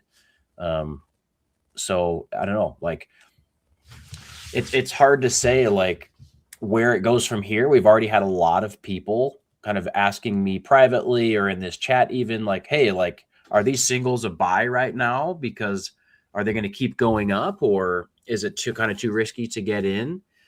And I would just answer with the same answer I give anyone when it comes to like PC collecting. You really never know what the future holds. And so it's probably the best time to pick it up when you want it for your binder or for your master set, regardless of the price in a lot of ways. Do I think it'll stay this high? Honestly, it could. At least it could find a much higher floor than it did before, because the set's going out of print, and that does mean something significant. One of my favorite things also so I think it was Tiny that made the comment about making a post about it on Reddit. Something that's really, really cool about Double Hollow with their AI analysis and stuff is they actually take the information from Reddit of what people are talking about. So if they see like, oh, all of a sudden there's an uptick in conversations about this kind of set, like that's something to keep in mind, that people are talking about it a little bit more. This might be something to lean towards a buy because the hype is starting to grow on it. So the information that Double Hollow has is plentiful, and it's insane market analysis, and it can really help predict if you guys are interested in, should I buy, should I not? It's a very helpful tool to have. Yeah. Agreed. Yeah, I just pulled that up here. It's under sentiment, and then you click on the details here, and it'll kind of show you like how often it's being mentioned in social media and stuff like that. One thing that came to mind for me as we were talking about this, and you guys said master sets, and I realized how it pays to be dumb. I own a 151 master set, and I forgot. I forgot that I have one. I think I have one in storage somewhere right over here, like in a closet. I bought one in a collection a handful of months ago, and I forgot that I had it. Yeah. It pays to be dumb. Yeah, exactly. That's my favorite story is binder on the shelf, totally forgotten, worth thousands. Oops. Okay. Well, guys, we made it through the Hitmon topics, but we're still in the tall grass. Yeah, so we're still in the tall grass. In fact, we've moved to the Safari Zone. I got a hot recommendation in the during the live stream last week during the Q&A, yes, saying that we should do a new segment called "Let's Take a Chancy." And what is take a chancy? Well, when you're in the Safari Zone, there's really three things that can happen. You can throw a ball, you can throw bait, or you can throw a rock. And all of those options will result in your chancy running away unless you're incredibly lucky. Unless you're incredibly lucky. And we're going to try to channel that luck here on the stream where we talk about a chancy that we are taking. And a chancy is a play. Basically, we bought something and we're hoping that it will go up, or we're hoping it's going to be a good investment for our business, but we don't know the result yet. And so that's what a take a chancy is. And this would be a kind of a fun share for us. This is our first time doing this segment. Yeah, it's in some ways it's sort of the inverse of the Clefumble, but it could also be a future Clefumble. So yes, folks should be paying attention to the taking a chancy now, because maybe 2 streams from now we'll have a Clefumble to report. Hopefully not, but you never know where we're taking a chancy on these. So who wants to start with taking a chancy? I'll go.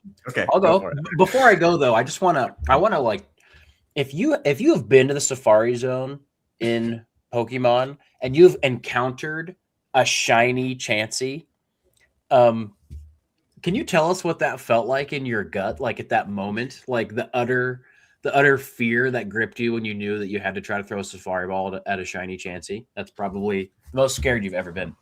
Anyways, my Chansey that I'm like 90% sure I'm taking this Chansey. I haven't done it yet. I'm just 90% sure that I'm going to do it. But as many of you know, back late last year, I picked up these boys at a show. Oh, I'm scared. I picked up these boys at a show, and this was that Vegas? Yes, this was Vegas. This was Front Row Vegas last year. These are sealed Mario and Luigi poncho boxes. And the price that I paid for them basically means that if I opened them and they all got 9s, I would still be fine. I would still make money. Obviously, I would lose quite a bit compared to what they're worth sealed if they're all 9s. But if they come back 10s, guys, do you have any idea what like let's say they came back 10s, I got sequentially graded like 15 or 16 cert Mario Luigi set. Like guys, like that's probably what, like almost $80,000, Derek? Is that kind of where we're at? That's about right. Yeah. Mario just hit, I think, 40, Luigi's 20-ish, and then even the half arts, Mario's 10, 7. So yeah, sequential, all that. I mean, you're looking at a large sum of cash. Okay, chat, I know that you're going to troll me for this, and you're going to say that I'm just a business and an evil coop. But like, if I open these and they come back 10s, I stand to make $60,000. And Yes. and just to What jump is this off of collector that, app sold for 105,000? that's crazy. But just to like validate the Chansey that he is taking, sure, right now, it's a big number, but those boxes came to my table and I said, heck no. I said, I'm not taking a chance on those. I took a And chance so on when it. he bought those, I was like, dude, best of luck to you. So at the time, it was a big chance, and it's getting better now. But man, I hope you rip them, and I'd love to see you get the sequential 10s. Dude, I'm feeling like taking a chancey on it. So I wanted to share that idea that I had as our first inaugural take a chancey here on Midweek Machamps. If and when we do this, of course, we'll make a crazy video about it. So Oh my gosh. take a chancey and see if it becomes a blissy. Yeah, I like that. I like that. If it goes well, it's blissy, pure blissy. Oh my gosh, man. that'd be a moment of pure blissy. How painful would it be if you open them and they're like super off center because you can't see the cards, right? Like It'd be way worse, Ricky, if I open them and they're full of G.I. Joe cards. Oh, that would, yeah, that would do it. Yeah, Wind Waker, I had this thought too. Some people were saying, "Hey, Jake, what are you afraid to make money now?" And I did have the thought of like, you have to make the money while you're alive. The wise words of a prophet. The wise words. Yeah, that's sage advice. One more thing. Collectors. There are some high value collectors in Toronto, Texas that are opening as many Marls as possible to try to black label with a bounty of. Whoa! Wow. Uh-oh, new chance alert. Here we go. Okay, so what you're saying is if I open this and this turns out to be the black label Mario box, it means I can just sail off into the sunset. Is that what we're talking about? I mean, you're in pretty good shape. Pop Zero. We're getting a lot of cool data from Collector. Thanks for being here, Collector team. Yeah, the Mario is 0. I think the Luigi's like 2 in the black label. So yeah, what a life. Jake, how are we supposed to follow that? Well, on the topic of boxes, oh no, I just recently took a chancey on some boxes myself. Now I'm in a different situation where I have no intention of opening these, but I just recently picked up. We've got a first edition Rocket box. Oof! Wow. And then we also have 2 first edition Jungle boxes. Whoa. So I've got 3 vintage booster boxes here. And these are always scary for me. Always scary. I say that like I've owned a ton. I've owned very few of them. One of the things that actually got me into Pokemon was I had a once in a lifetime crazy deal where I was able to pick up 4 for like pennies. Well, I got the acrylics, man. But take care of your investment. Gosh. Yeah, but yeah. So recently, so I'm in Seattle, and we have Wizards of the Coast. We have Nintendo. We've got Pokemon. And so these boxes, they appear every now and then in old collectors' closets, old employees, all this kind of stuff. And a friend of mine, he got the opportunity. There was 2 gym challenge boxes as well. And obviously, when you're buying boxes like this, I mean, there's been so many horror stories of them being fake, or they feel right. You peek in, you see the packs, and then underneath the first layer are fake packs. So it's very scary owning them. You never truly know the authenticity of them until you open them up yourself, but you kind of have to take that chance based off the story of the seller. Where did they acquire it? How long have they had it? Where they, all the entire story of the life of the boxes. Kind of vet them a little bit. And, of course, people have bad intentions, so it could all be made up. You never truly know.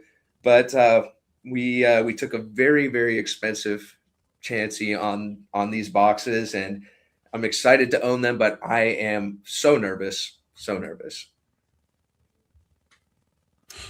Bulba said he saw you at the Dollar Tree picking these up. Pretty good fakes coming from the Dollar Tree there. Well, those are very cool pickups. I would love to own something like that someday. I saw there was a post in a Facebook Marketplace group sort of thing the other day where somebody had an Aquapolis box. Ooh. And I was like, oh, how much could that be? $130,000 is the current low listing. So these boxes are like unattainable to, as I said at the beginning, Derek, little baby boys like me. I deeply regret going last in this segment, guys. Like we should just skip me. For now. Oh my gosh. Okay. Maybe this will be more relatable. Maybe chat will tell me that that I'm relatable. I'm not just a little baby idiot, and I'm actually just relatable. Please. A man of the people. Yeah, Yes. Please validate me in that specific way, chat. Okay, so I've got a couple cards here that I'm showing you two because they're the exact same play. So what I am taking a Chancy on, these two cards, PSA 9, relatively low pop in a PSA 9 and very rare in a PSA 10. And in the current market, both of these cards essentially lack any listings in a 9 or 10. So I am taking a Chancy, buying these cards at roughly like 100% of comps. Like I'm paying full last sold. I think this Gyarados I paid a little less than the last sold, which was a high. And then this Raichu I paid a little over last sold, probably. It was like an average of a few. But the next listing up for this Raichu, I paid like 2.5 or something like that. The only listing on eBay for the 9 is $10,000. Oh yeah. So I'm not thinking it's going to sell for 10, but there are a lot of cards like this where like the PSA 10 for the Gyarados is like 20, pop 20 or 22, and the 9 is like 179. It's still or 172, relatively low still. And again, it's not like it sells that often. There aren't any for sale as of right now. So I'm taking a Chancy on the odds that I can buy these like 2.5K cards where there's a no listing or like a 10K listing, or there's a 10 that's about to come out and sell for 25K and it's going to be a record sale by 10K. And I think why aren't these 4, 5K, 6K cards in the current market? Like, I think I might be wrong. I think worst case scenario, this is an asymmetric risk thing. Worst case scenario, I make nothing and I get to be the custodian of some cool cards. And I sell them for what I bought them for. And best case scenario is I set the new comp at 5K on both of these cards or whatever. I think like, why can't that happen? So I'm playing a lot of this sort of game right now. I'll talk more about that in the Elite Forecast. But yes, there's my little baby boy, hopefully relatable.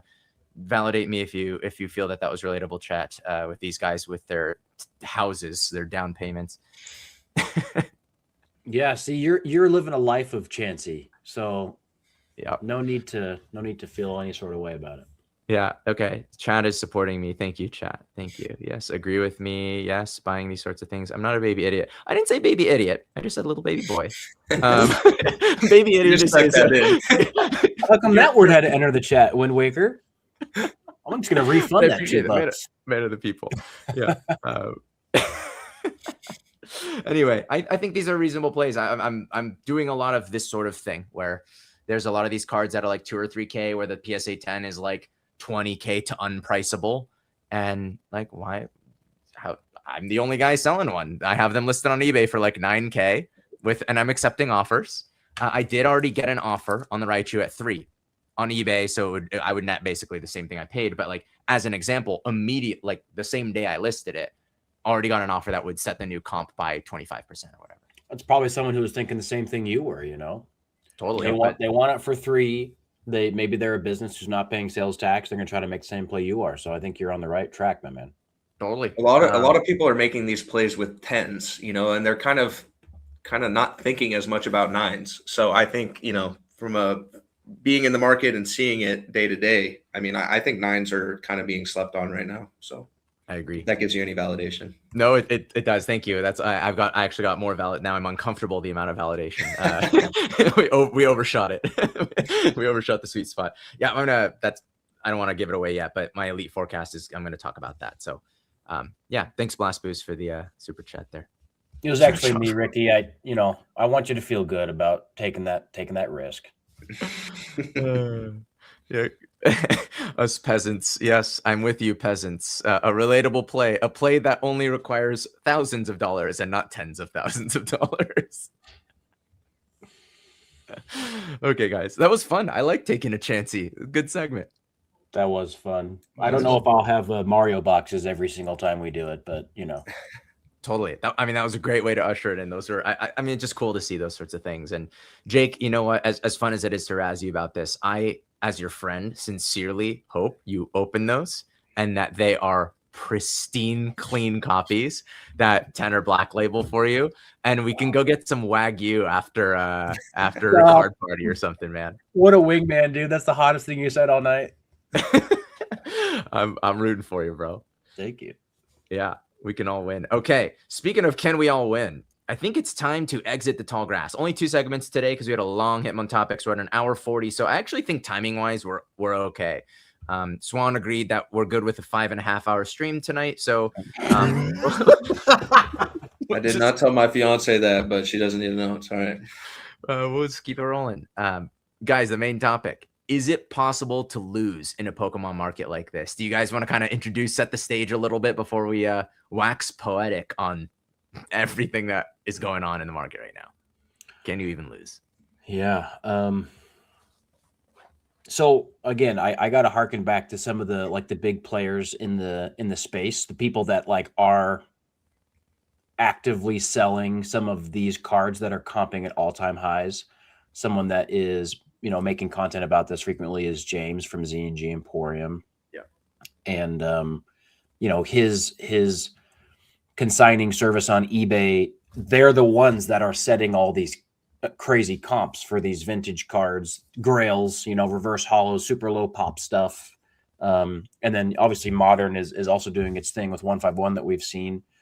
But I mean, the biggest movers are, I don't know if you guys would agree, are these vintage cards that are just absolutely blowing our minds every single day, it seems. And, he's presenting the same question that I want to present to you guys today and chat about, which is there's an argument that this is the time to, capitalize on all these huge sales. And then there's an argument that we're just getting started. And, as recently as Collecticon Miami 2-3 weeks ago, I could have gone and bought out all of the highest end vendors at their made up sticker price value. And then if I had those cards today, I probably would have made 40% based on what I could potentially sell it for now that there's comps for more and more of those cards out. So, James, again, from ZNG is saying, he has sold cards as recently as the end of February on their platform, and then has sold the same card, the same copy that was resubmitted to be consigned because the market has moved. It's gone for thousands more. Oh my God. That's a realistic thing we're going through right now. Wow. Is it a repricing? Is it euphoria? I don't know. But what we're asking today is, can you lose right now? If you have owned any Pokemon in the last 3 months, you are up. You are up. So, I don't know. We got a couple of thoughts here. Who wants to kick it off with the first one? Maybe you pop my bubble. I'm really excited, Ricky. Oh man, I mean, we should definitely, maybe we'll sort of inject a Gyarados of reality into it and let the chat know there are some ways to lose. I don't think it's going to be popping the bubble because, I mean, as we established, I am going all in on this. I have I have staked my entire identity, personality, and personal finances on this. I'm betting that we are early, or at least early-ish. So anyway, we'll talk more about we'll share with the chat. Obviously, there are some ways to lose, and what are those ways to lose? But right now, I think maybe one of the interesting points that we were talking about in the prep that Derek, I think, brought up, if I'm not mistaken. And then maybe Jake, you rephrase this way, is that right now, one of the things that's happening in this market, just to help to better understand it, is that there is, particularly in these vintage cards, a lot of the things we've been talking about today, these high-end stuff especially, the market right now is kind of a transfer of items from people who have price memory and those who either don't have price memory, or I think in the case of guys like maybe the three of us who don't care. We're just ignoring our price memory. We just go, ooh, that was $300 before and it's $3,000 now. Whatever, $3,200 is my offer. And then you go and sell it for $45 in 4 days. And that is a way to win right now. What do we think of this idea of like this transfer of items and price memory? Because I'm having so many of these conversations on these items with people who are like, well, the average of the last 3 sales is 1,400. Can you do 1,400? I'm like, no, my price is 2,000. And I'll go and sell it for 2,000, like within 24 hours. And so I almost don't like being that guy, but it is the reality. Like we are close to, we are close. We have our finger on the pulse of this. We know that that is the reality right now. It might not be the reality in 3 months, but it's a reality right now that like average of last 3 sales is irrelevant, especially on these things that don't trade that often. And so you have to think about where it's heading and not where it's been. What do we think of this transfer of items from those who have price memory to those who don't or don't care? Well, it's interesting because, you know, if you guys remember, we actually saw something kind of not anywhere near this insane, but we did see something like this in the past where at some point last year, everybody switched from average sales to lowest listed and for like these rare cards. And of course, again, not to this magnitude, but everyone was charging so much for their cards and just saying, you know, hey, find one for cheaper. This is the lowest one available out there.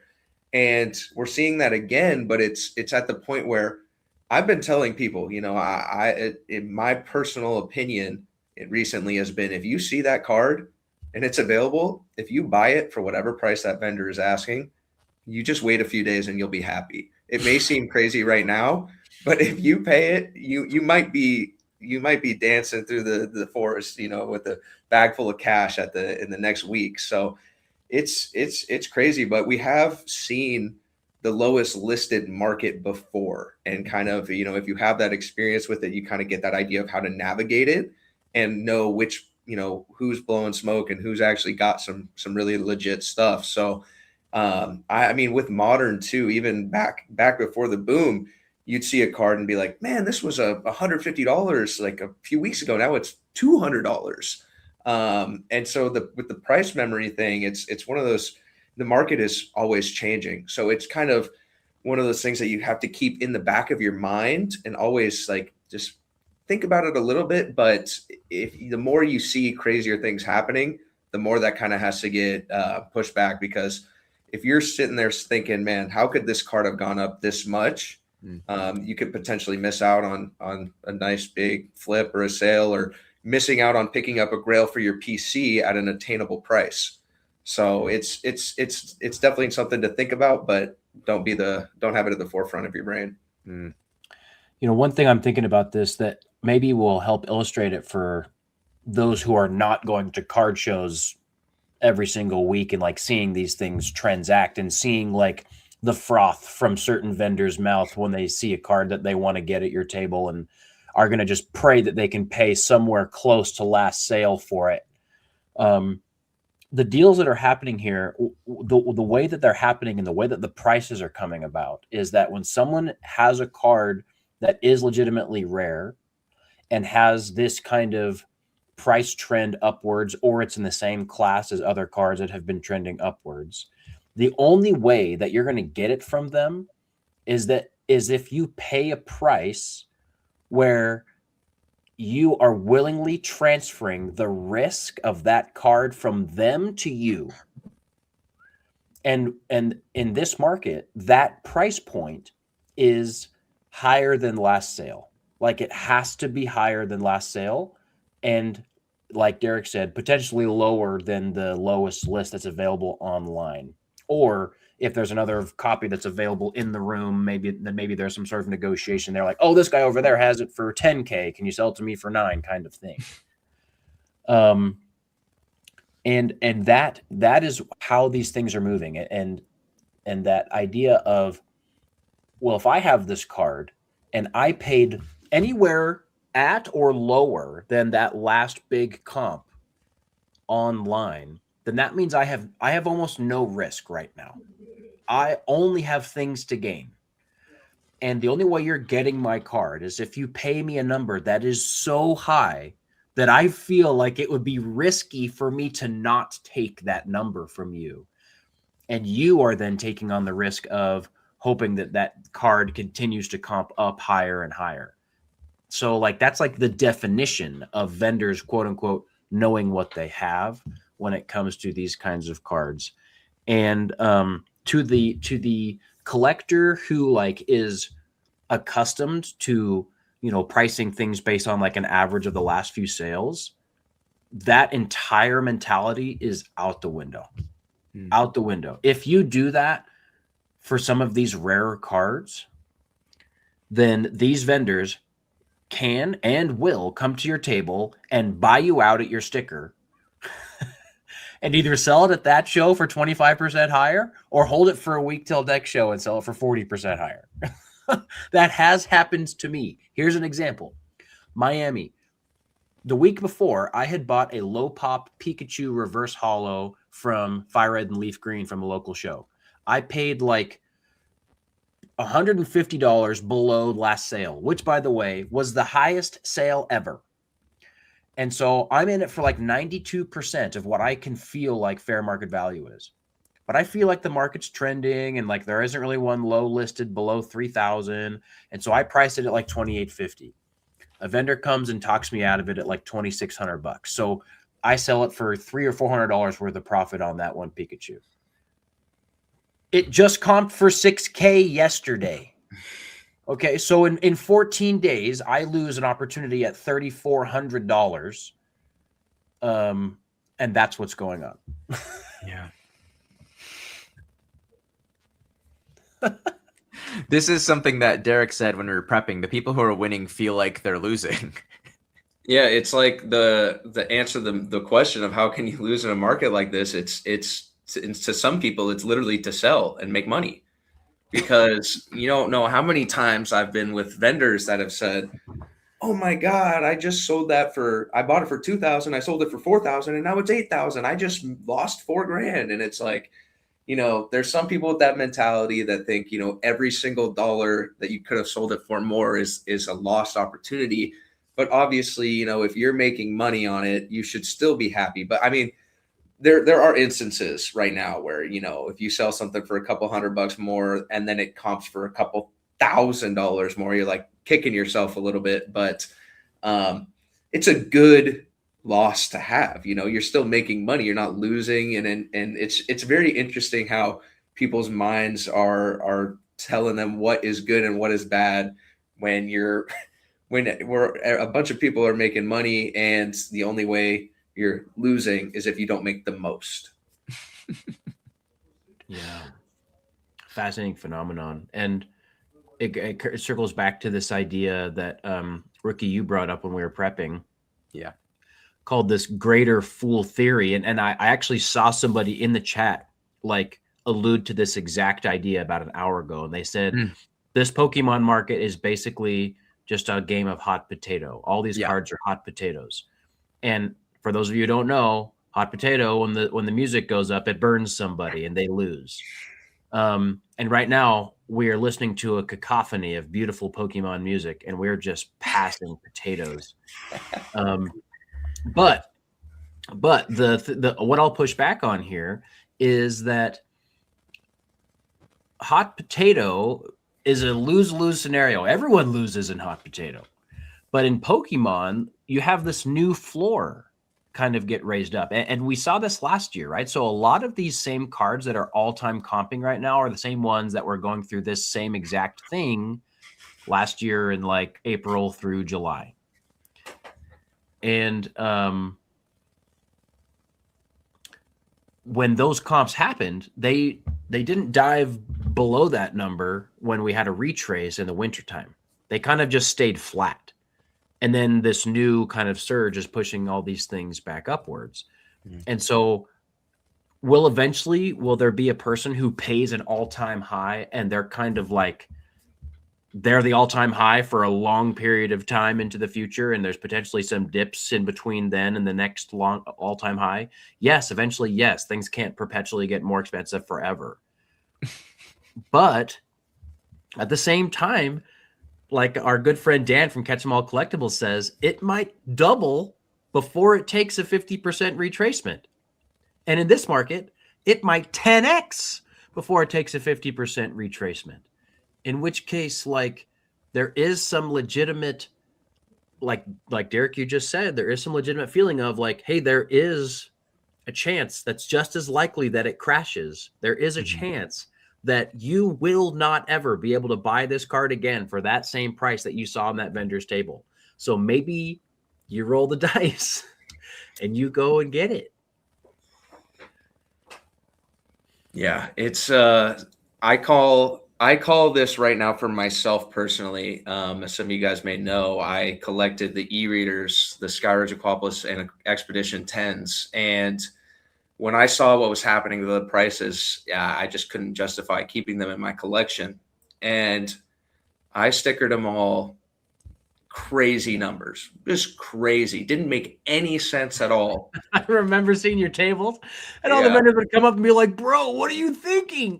Yeah, I didn't. The first show I brought them to, I didn't sell a single one, because everyone was like, "Dude, that's like 3 times the last sale," and I was like, "Yeah, yep, go buy it somewhere else, then I guess." Yeah, and so what ended up happening was I sold them all, and I was like, "Okay, well, my stickers weren't that crazy, I guess."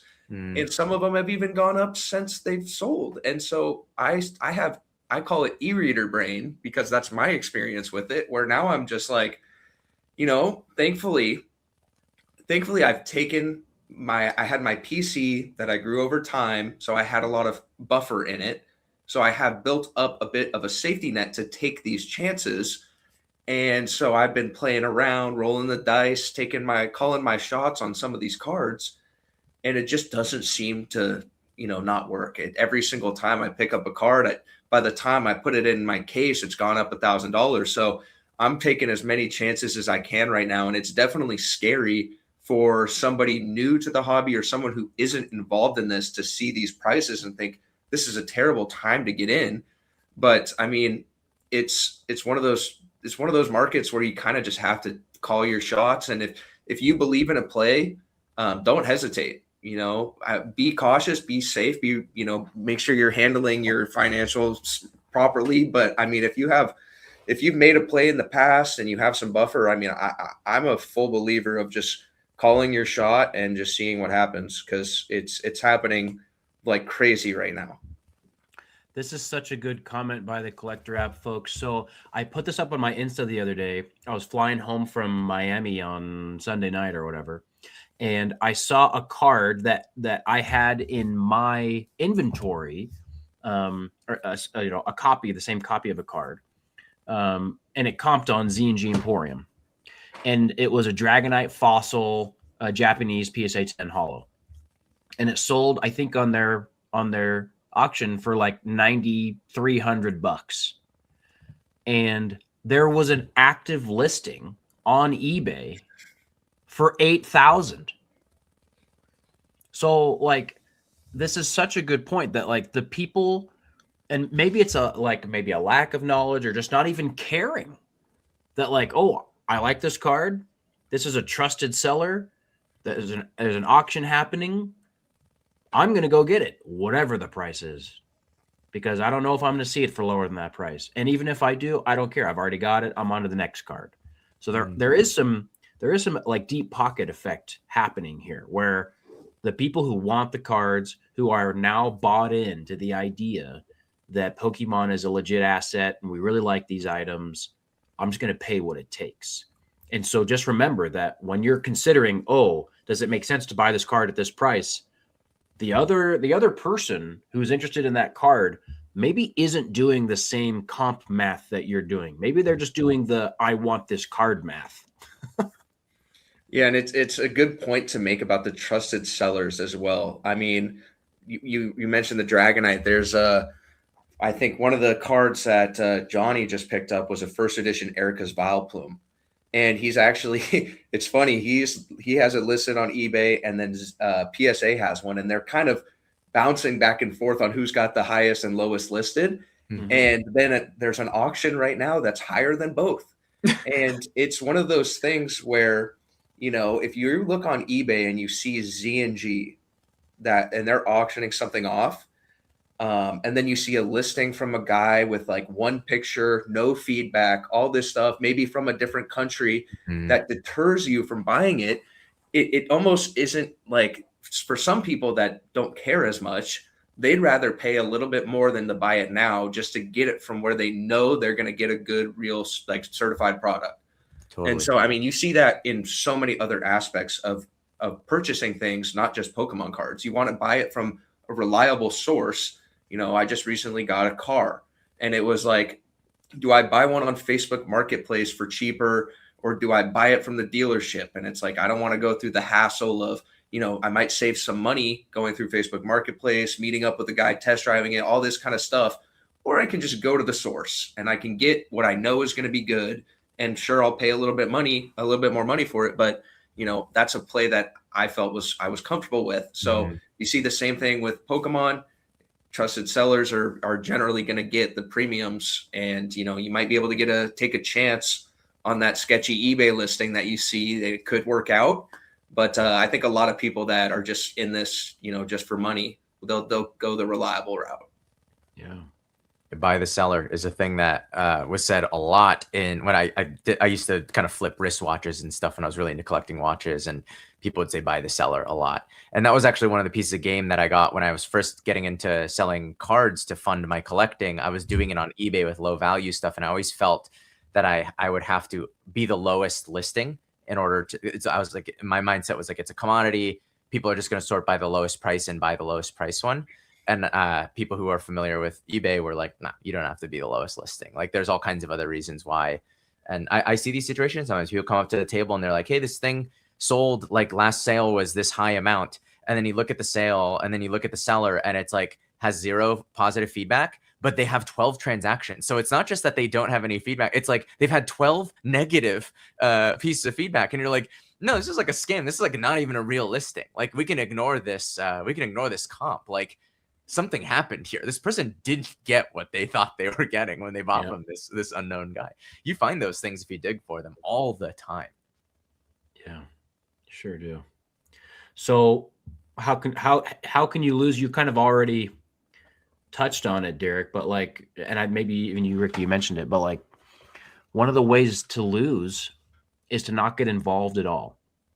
And this goes back to, I think, some classic human psychology in relationship to investing information that I learned early on in my profession, which was that if you're bearish, like you feel like things are headed towards, are headed down, you are always going to be right eventually. Like, things will always at some point fall off their all-time highs. But what you're also going to do is you're going to miss out on all of the up days.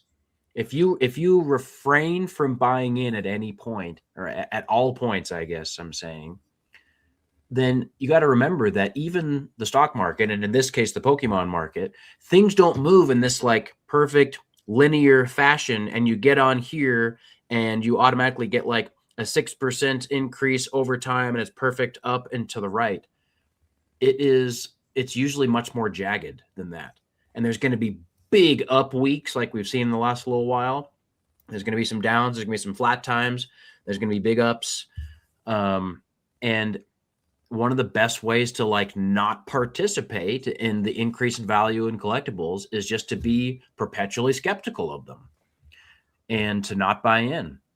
And not that you need to go and make, and we'll talk about this in a minute, but not that you need to go and make a bunch of like misinformed shots in the dark and just buy things and hope that they go up. That's obviously not what we're saying.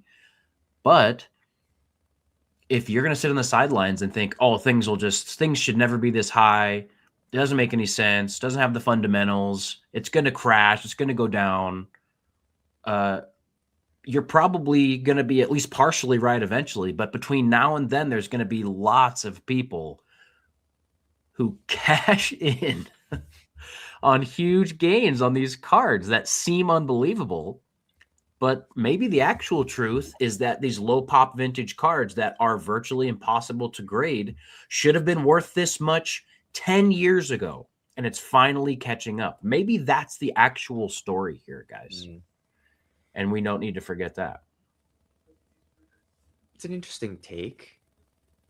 Well, it's funny to think about because, like, what I was thinking about while you were saying that was like, I mean, look at something that's happened in our lifetime, Bitcoin. I mean, I was presented with an opportunity to buy Bitcoin when I was like a sophomore in high school, and my buddy's older brother was like, "Dude, this is the next big thing," and I was like, "I don't believe in that." And then it started taking off, and I was like, "I don't believe in that." And then look where we are today. Now you're sitting there going, "Man, if only I could go back in time. If only I could go back in time and strike while the iron was hot and take some of those opportunities." And so now, thankfully, being in a position where, it's hit the market that we're in, again, as long as you're being smart financially, it's not a bad call to take a risk here and there. I mean, I feel like in any aspect of life, you have to take risks sometimes to get the reward. And if you just sit out, some people might get caught holding a bag one day, but we don't know when that is, and there's no reason to tell ourselves it's going to be tomorrow or the next day. I mean, just enjoy it while it's around. If that's your outlook of it's going to go down, it's going to crash, just take advantage of it as much as you can, and just be smart and don't go all in, but yeah, just call your shot. Yeah, as Jay Ross said in the chat here, pessimists get to be right, optimists get to be rich. It's kind of makes sense. It's a related take here. Okay, so ways to lose. Not participating could be a way to lose, as we've said, but it is possible to get left holding the bag. The way I like to think about it is that eventually on any item, someone in the world is the person who paid the highest amount of all time on that item, and maybe the highest of all time ever or for a very long time.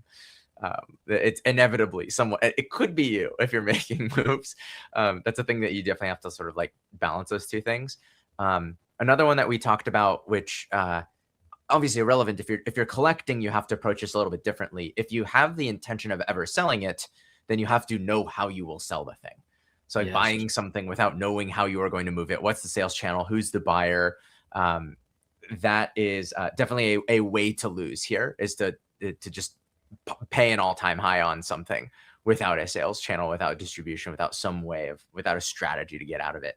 Is there anything you guys would add to that? Maybe Derek, I mean, you're the pro long-time reseller here, man. I mean, it's a great point, because as easy for us to say, take your shot, buy this thing for a record high price and then wait a week. It's so easy for us to say because we're kind of experiencing it. But for the day-to-day people that are kind of getting into it, they're getting the ideas in their heads of what they should maybe target.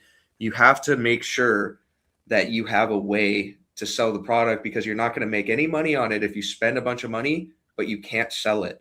You don't want to you got to do your research. I mean, you can go to a show and find somebody, like the three of us that are like, "Oh, we're buying everything for crazy prices. Like, you bought that on eBay for this much, I'll give you more." Sure. But if you don't have access to shows, if you don't have access to, like we said about like eBay, a trusted source of selling online, then the cards don't really do you anything if you have no outlet for them. So you definitely, especially with big money, you want to have a thought out plan of, one, how to acquire the item for a price you're comfortable with, and two, a way to move it properly. So there's more to it than we may make it seem. Yeah, I mean, take your example here, Ricky. Like your take a Chancy is buying these two PSA 9s pretty close to their comped market value.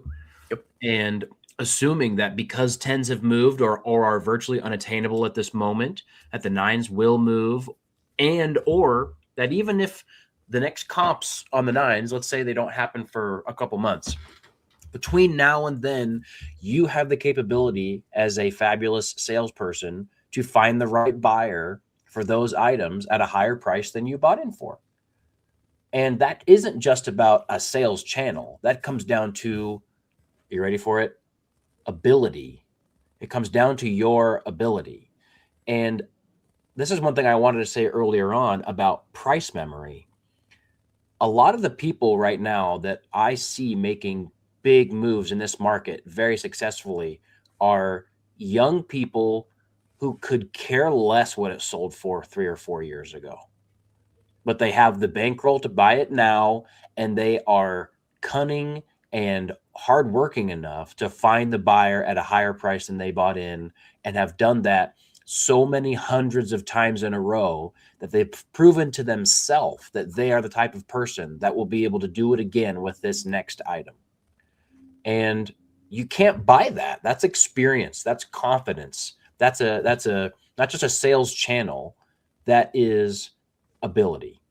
And so not everyone is in the position where they should take that chance that you took, Ricky, or the chance that Derek and I have taken on certain items we've bought recently. Not all of us, not everyone is there. And it's not necessarily like speaking down. It's just saying, like, you know, if you don't fancy yourself, like Derek's talking about going to the dealership for a car. If you don't fancy yourself a talented car salesperson, maybe you don't try to sell your car privately. You know, maybe the best move for you is to work with a dealership or somebody like that and to move on, and hopefully it makes financial sense for you. You got to make decisions based on reality and what you can prove to yourself that you're able to do. If you guys don't mind, I want to touch on one of the comments from Madala Darula. So he brings up a point. So you guys know, I come from a reselling background of video games, shoes, vintage clothing, whatever it is. And this is a good point where, you know, at one point, shoes, Nike shoes, Jordans, everything was the hot commodity. You could buy them for retail and sell them for 5x the price, get as many as you can and make a ton of money. But what happened was, you know, Nike saw this as a problem and they started mass producing the shoes. They started bringing back old classics in basically their original form, a little bit of different leather, whatever it was. And it just tanked the market, tanked the prices. Nobody wanted them. They weren't exclusive and all this stuff. But it's, you know, and a lot of things, we've been seeing a market bump in Yu-Gi-Oh as well. Yu-Gi-Oh is a card, type of card that, since we're on the topic of Pokemon, they reprinted so many of their you know, their quote unquote grails, the vintage cards. They reprinted them so many times. I think I saw somewhere where the original Red Eyes Black Dragon has had like 50 different types of the same art made. And, you know, it's obviously nowhere near as popular. And it's interesting with Pokemon because when they reprint a card, it's not a true reprint ever. It's always got a slight variation, which sometimes makes the original, you know, even more valuable. Yep. Because you bring in like 151, for example, where they released all the original Pokemon. And then you think about, man, I remember as a kid collecting base set with these original cards. And of course, they're not, you know, reprints essentially of the same art, but you get it's interesting how you think about it differently. And you almost want to go back and get the original more after seeing the reprints. It's just a very fascinating thing. And I think it would be if Pokemon were to come out and say, you know, we're reprinting base set, you know, which they've done with Celebrations. But if they were like, we want to reprint it exactly how it was. There's two ways it could go. You know, everyone's like, why would I want the base set when I can get this new thing for cheaper? And then there's the inverse where people are like, wow, these cards, they're not the OGs. I want the OGs because that's what I grew up on. That's the original stuff. And could make it go even higher. So it's very weird seeing multiple different markets and how reprinting is affecting them. But it just seems like Pokemon there's so many diehard fans and so many of us that grew up with it and the nostalgia. I mean, again, relating to the Yu-Gi-Oh, the OG original stuff is the only thing that's going up in price because people are like, I don't want the reprint. I want the original that I had as a child. And I don't know. It's crazy. I think even if they decided to re-release all the original sets, it wouldn't do anything to the pricing. Such a great point, man. I mean, and the cool thing is, like you brought up, there's a market for both. Like the Celebrations Charizard PSA 10, there's a bazillion of them, $600. And the base set PSA 10, or is it like 20, 30 grand or whatever it is. And there's a marketplace for both. Both can thrive without necessarily impacting each other. But yeah, that point about mass production, I think almost all of us who own any amount of vintage cards in Pokemon are settled on the idea and are making the bet that they're not going to reprint things in like in a vintage style. Like at this point, it's such like a far-fetched idea that it's almost just like fear bait. It just seems so insane that it would never happen, and that's why people are making these bets on these cards that are so rare. Well said. I had something else I wanted to add on this topic, maybe two things. One of them is another way that I think you can lose in a market like this is focusing only on the value or the money. Yes. So a couple things here, right? Like our buddy Ern says, collectors get paid. Most of the things that I'm up on are just things I like. I'm up on them because I bought them a while ago, and I wasn't thinking about the value, and I still don't really think about the value for the most part. But it is tough. Like when the price is this high, I think you opened your Q&A, Jake, with this, and then you and I were texting about this like right before the stream. It's this thought process I can't get out of my head. What you're about to say, I can't stop thinking about. Yeah, it's tough because you have these prized possessions and the price is high. And so you're like, I can lock in the gains now. And like, it's almost life-changing gains, but I don't necessarily need that right now. And if I sell these things, like I might regret it. Maybe I might regret it because it goes up again. Maybe I might regret it because I loved that item and it will be hard to acquire it again. Maybe it had sentimental values, a childhood copy, maybe it's a pop 3 and you'll just never see one again or whatever it is. It is a tough debate. And you and I were just talking about this because I had texted you and said, I just heard the terrible news that the Japanese-based set Zard PSA 10 just comped at 28K. I graded one myself and sold it for 4K like a year ago. And so I was like, I have your Gold Star Mew story now. Like, this is my Gold Star Mew. And then you and I got talking about like some of these rare slabs that you've got. And you're like, I love them. I've had them for a while. I hold on to them and they're not my inventory because I enjoy them. So there's kind of the two things on this, right? If you just focus on the money, you can lose. You're not going to have as much fun, and collectors get paid. But also, like Jake, you said you can't get this thing out of your head. Like sometimes you're just looking at these things going, yep, I bought that thing for 20K and I can now make 20K on it. Like in a very short period of time. Yeah. It's the kind of thing where like, if you had done that with a watch, or maybe, I don't know, maybe there is more emotional connection to those items, right? Like I can't speak from experience on that, but like if I had done it with I don't know, some sort of a stock play, it would seem obvious to get out of it in that period of time. But then again, for cards, there's like, oh, it could continue to go up in value in the future. There's that for sure.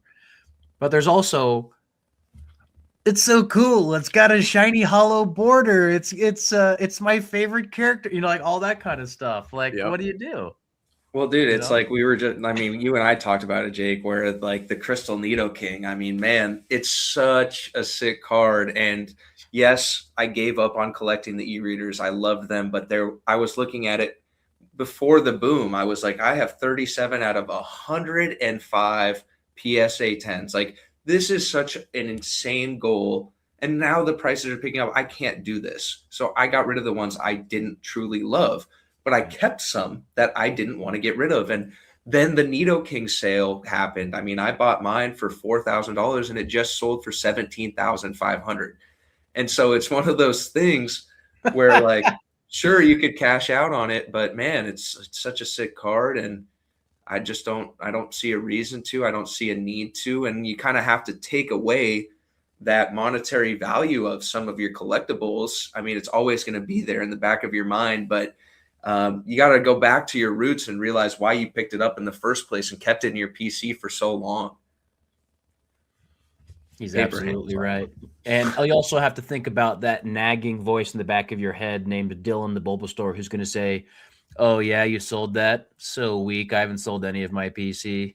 I'm a true collector and I have an entire GameStop in my basement. Well, We can't all be Bulba. What's the conclusion here, guys? I mean, we've talked a lot about vintage. Modern stuff obviously is in a totally different area because of print quantity and pop counts, and they're opening up new facilities and stuff. And so that there seems to be a lot more nuance there that we're maybe not as agreed upon.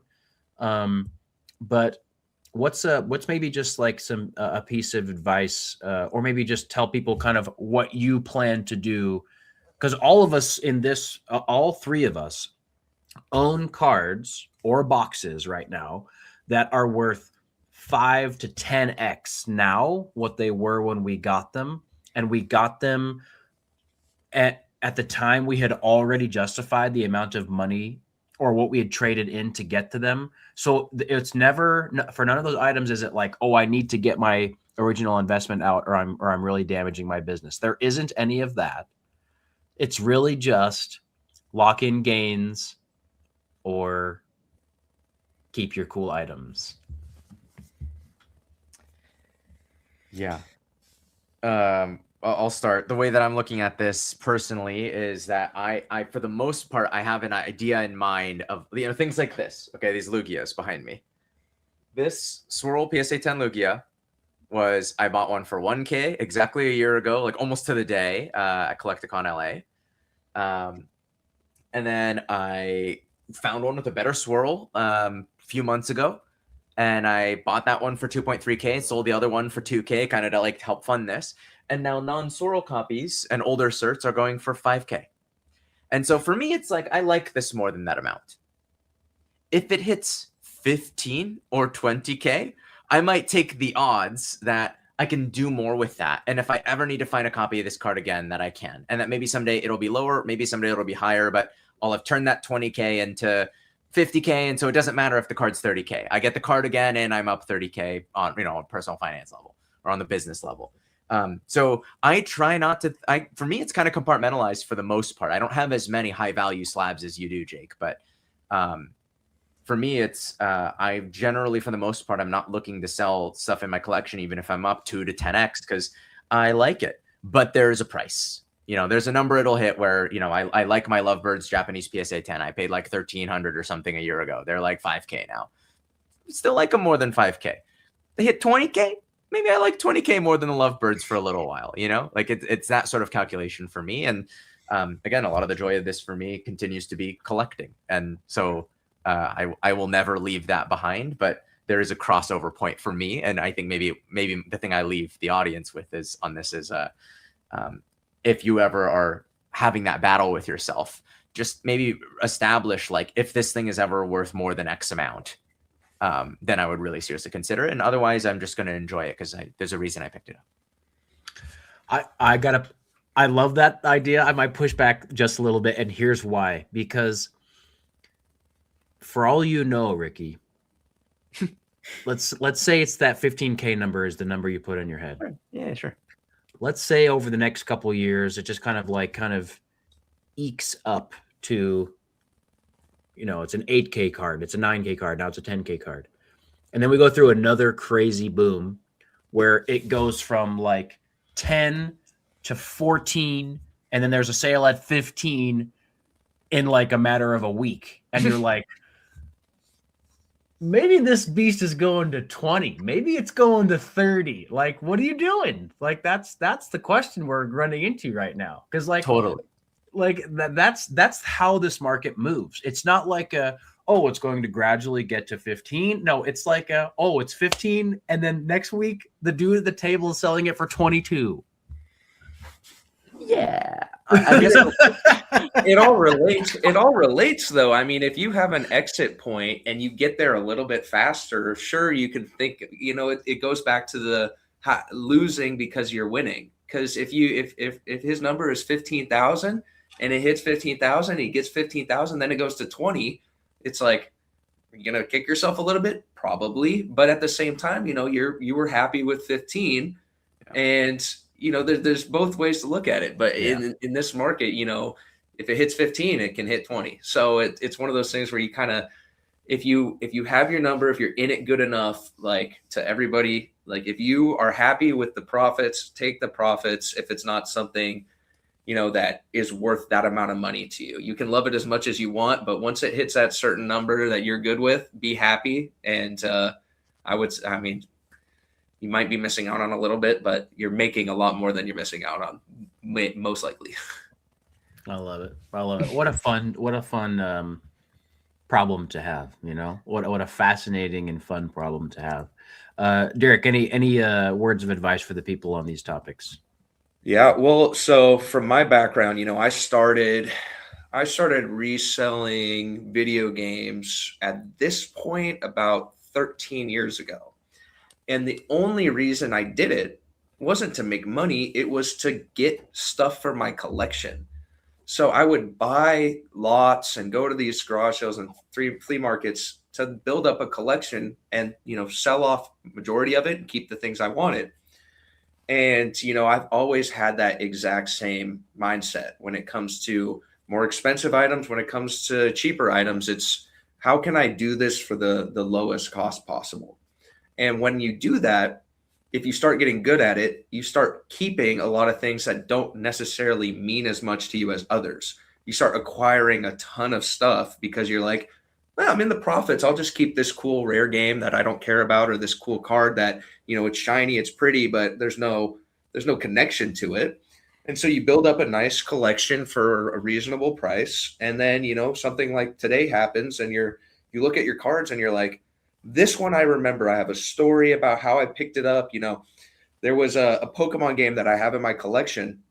I accidentally broke into somebody's house. And because I thought they had a garage sale going on. They had everything out in their yard. Nobody was there. So I knocked on the door opened and I saw this stack of Pokemon games, So I'm in their house looking at these games and I'm like, where is the seller? And I'm literally in their house looking at stuff, and they came home and they were like, what are you doing? And I was like, you have a garage sale sign up. You've got it advertised. I'm here for the garage sale. Where are you? And, I talked to them. They were like, it's tomorrow. Everything was fine. I came back tomorrow and bought the games. Right. And so it's one of those things where like, that is such a amazing story to me and a memory that I'll always cherish, which makes the game that, I never play something that I don't care what the value is. It's got a memory attached to it. And so if it's just something that I've picked up and I thought was cool and it hits a crazy price, I've got no problem selling it. But there's definitely things that it doesn't matter the price. It doesn't matter what I'm in them for. Money aside, I just can't get rid of it because I'm a collector at heart. And, I hope a lot of people in this hobby are collectors at hearts. And so, there's just certain things that you can't get rid of. People could throw out crazy numbers. And again, everybody has a price. But one very valuable lesson I've learned is I've had to let go of some very important items to me. I've had to sell some very key items in my collection before. And it's the hardest thing, like getting through the hump of selling it. But one thing I've learned through doing it so many times is that unless it's like a pop one, unless they're collector locked, there will be another opportunity to get that back. And like Ricky was saying, if he sells it for $15K and he's like regretting it, man, I really want that card back, but now it's $20K. He could turn that 15 into 30 and then buy it back for 20 and then have made an additional 10 grand. You know what I mean? So it's one of those things where getting rid of it doesn't mean it's gone forever.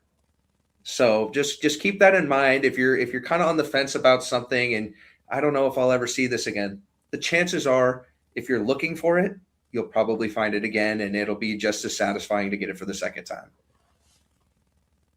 I love it.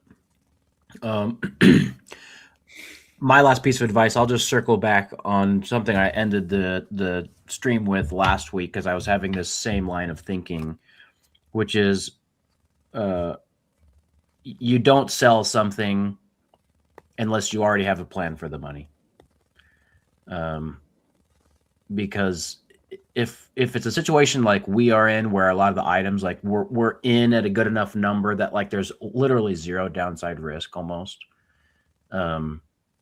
then the probability that you kind of just come up with a really good plan after you sell it and it's better than just holding on to it, is lower. But like being thoughtful, figuring out what you want to do with it. You've got business initiatives, you've got investments, you've got, loans that you're paying off or whatever it's going to be. Like, if you have a plan for the money, then maybe it makes more sense to sell. But if you don't need the money, just keep it. Just stack it up in that Zion case, guys. It's so sick. Charizards are so cool. Silver Dialgas and stuff, so cool. You got to have it. It's true. Well said, man. I couldn't agree more. I think that's probably a perfect place and perfect timing in the stream, actually, at 2.5 hours. Let's do 25 minutes or so of Q&A and then wrap up on our elite forecasts. What do you guys think? That sounds fabulous. Good. Okay, chat. I've been starring stuff. We've got 18 already starred. So we'll go through some of those and revisit if some of these are good questions to answer. And if you've got questions now, go for it. But let's see. I saw one earlier that I thought was a good one to start. Kavika, Matt.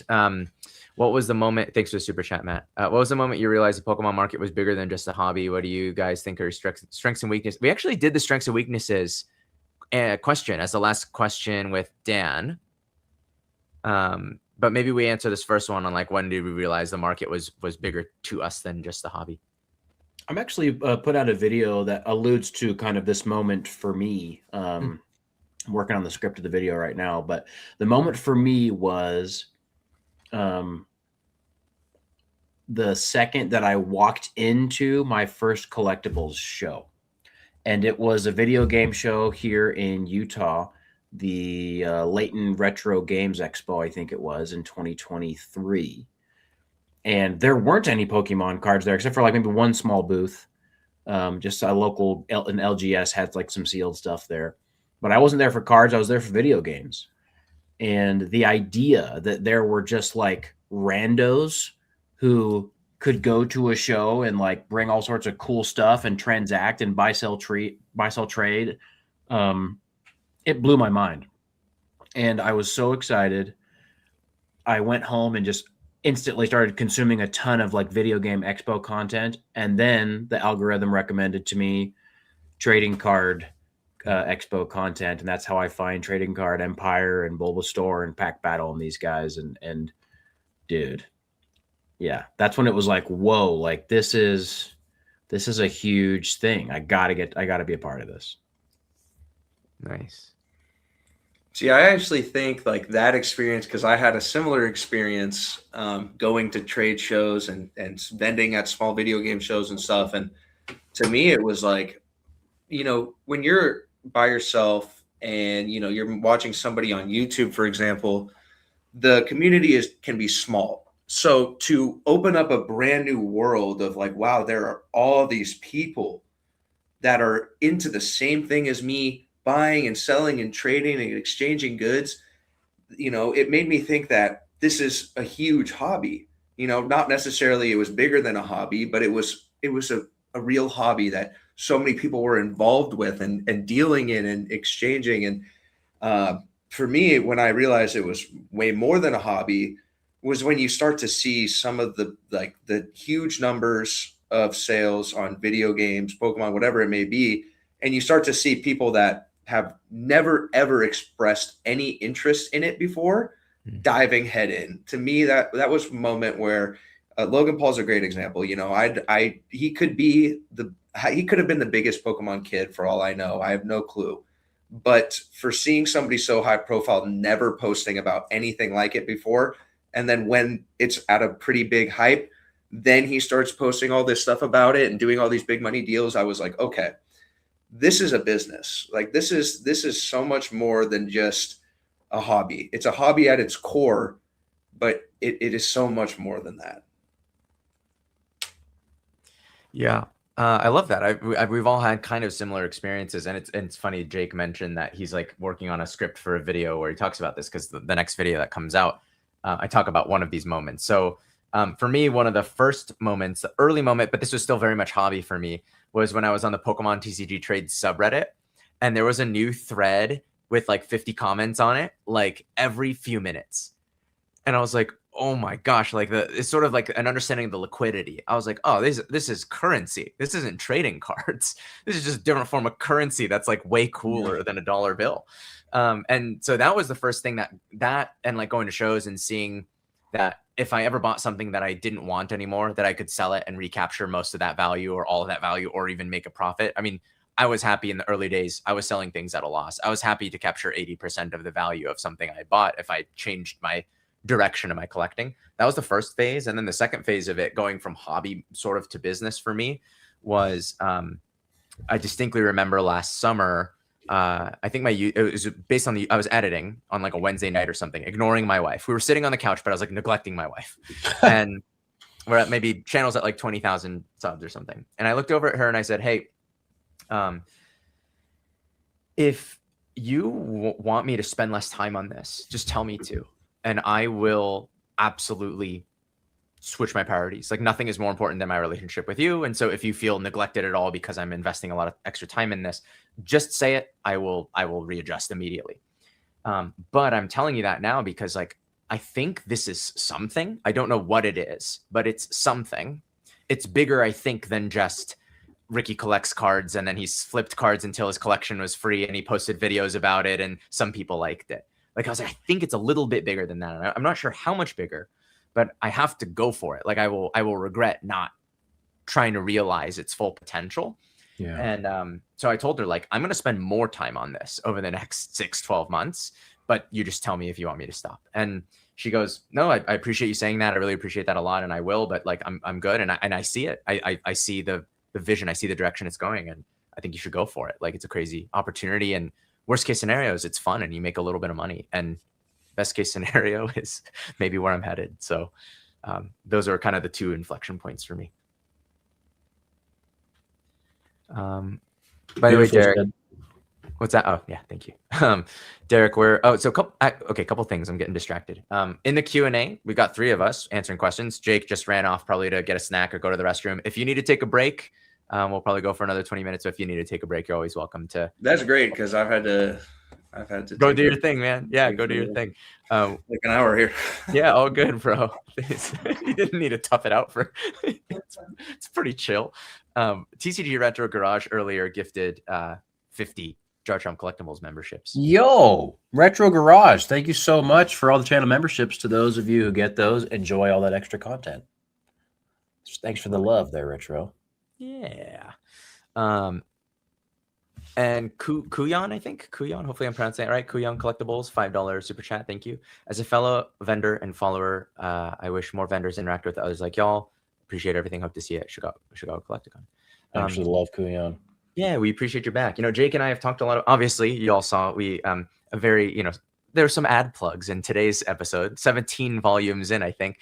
First time we've ever attempted to make $1 off of this. And we're not going to, this is not the main reason that we're doing this. Jake and I have talked about it before. We talked about it at the end of the year, right? We were kind of assessing what do we want 2026 with Midweek Machamps to look like? And something you had said to me that kind of stuck with me because I related to it, but I hadn't put it in those words, Jake, was you're like, this is sort of like one of my like community things, like interact with the chat, give some free game on the things that we're learning. Like, yeah, it's like there are a lot of other things you could be doing with 3 hours plus prep and whatever else, but it's all good. Like this, we love doing this. So thank you. But yeah, we're going to keep doing it. Yeah, we will. We love being here with you guys. We do. It's fun. I had a thought like an hour ago. I was like, this is fun. I love this. Like, okay. Wind Waker asked, how has your love of the hobby evolved, becoming a successful vendor? If you had infinite money, would you rather just be a buyer/collector? I'm going to step away too while you guys answer this one. No, it's funny you asked this, Wind Waker. The video and the script I'm making right now speaks exactly, or at least a part of it speaks exactly to this. And here's the truth, guys. And if you watch the video, this will be a little repetitive, but here's the truth. If you view collecting in this or being involved in this hobby as purely just like sinking your money into stuff and ripping packs and building out master sets, then you're just scratching the surface. This hobby is that, and I still do that, but it's also learning of the intricacies of graded cards, and it's also learning how to sell things, and it's also interacting with people at LGS, and it's also, you know, maybe creating content on YouTube or Instagram or TikTok or whatever. Like all of that is in the sphere of the hobby and so much more. And so my love for the hobby has evolved since becoming a vendor, and it's evolved by just getting larger and being more and more willing to put more of my life and my time and my energy into it, because it keeps rewarding me in all the things that I need as a human being to have a good time. I'm gaining skills, I'm creating new relationships, I'm building a business and working with my family, and all of those things are what I want my life to look like. And so I know that maybe from an outside perspective, it can be like, oh, well, if you kind of get more involved in the businessy aspects of this hobby, then you lose the magic. And the answer is that's just wrong. It's a shallow perspective of what's going on in this hobby. Yeah, if anything, getting more involved puts you just deeper into the hobby side of it, where you're able to connect more, communicate with new people, gain access to things that you never thought you would have access to, see cards you've never seen before. I mean, it's really just the vending side of it has just basically opened up so many doors as, the young person inside of you that's, you see some cards at a show and you're just sitting there inside giggling because you're like, this is so cool. This is amazing.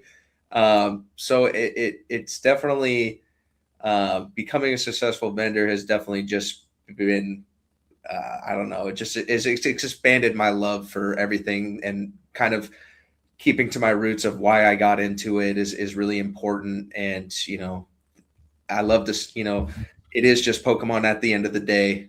And it's about the people you meet along the way, and the just the connections and the networking and the fun and the travel and everything involved with it is all just such a key part to it.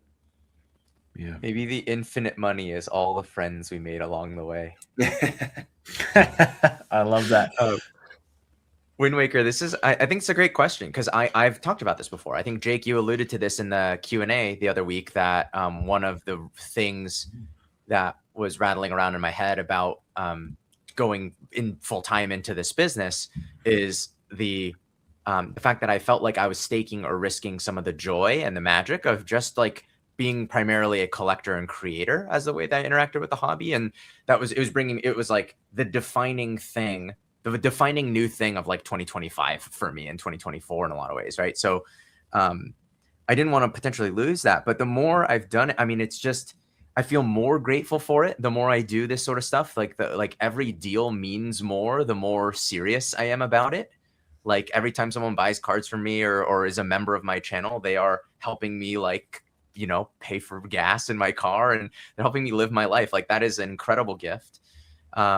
If I had infinite money, I would vend less than I plan to this year, but I would still vend for all the reasons that these guys just said. Like it's just really, I just actually like it.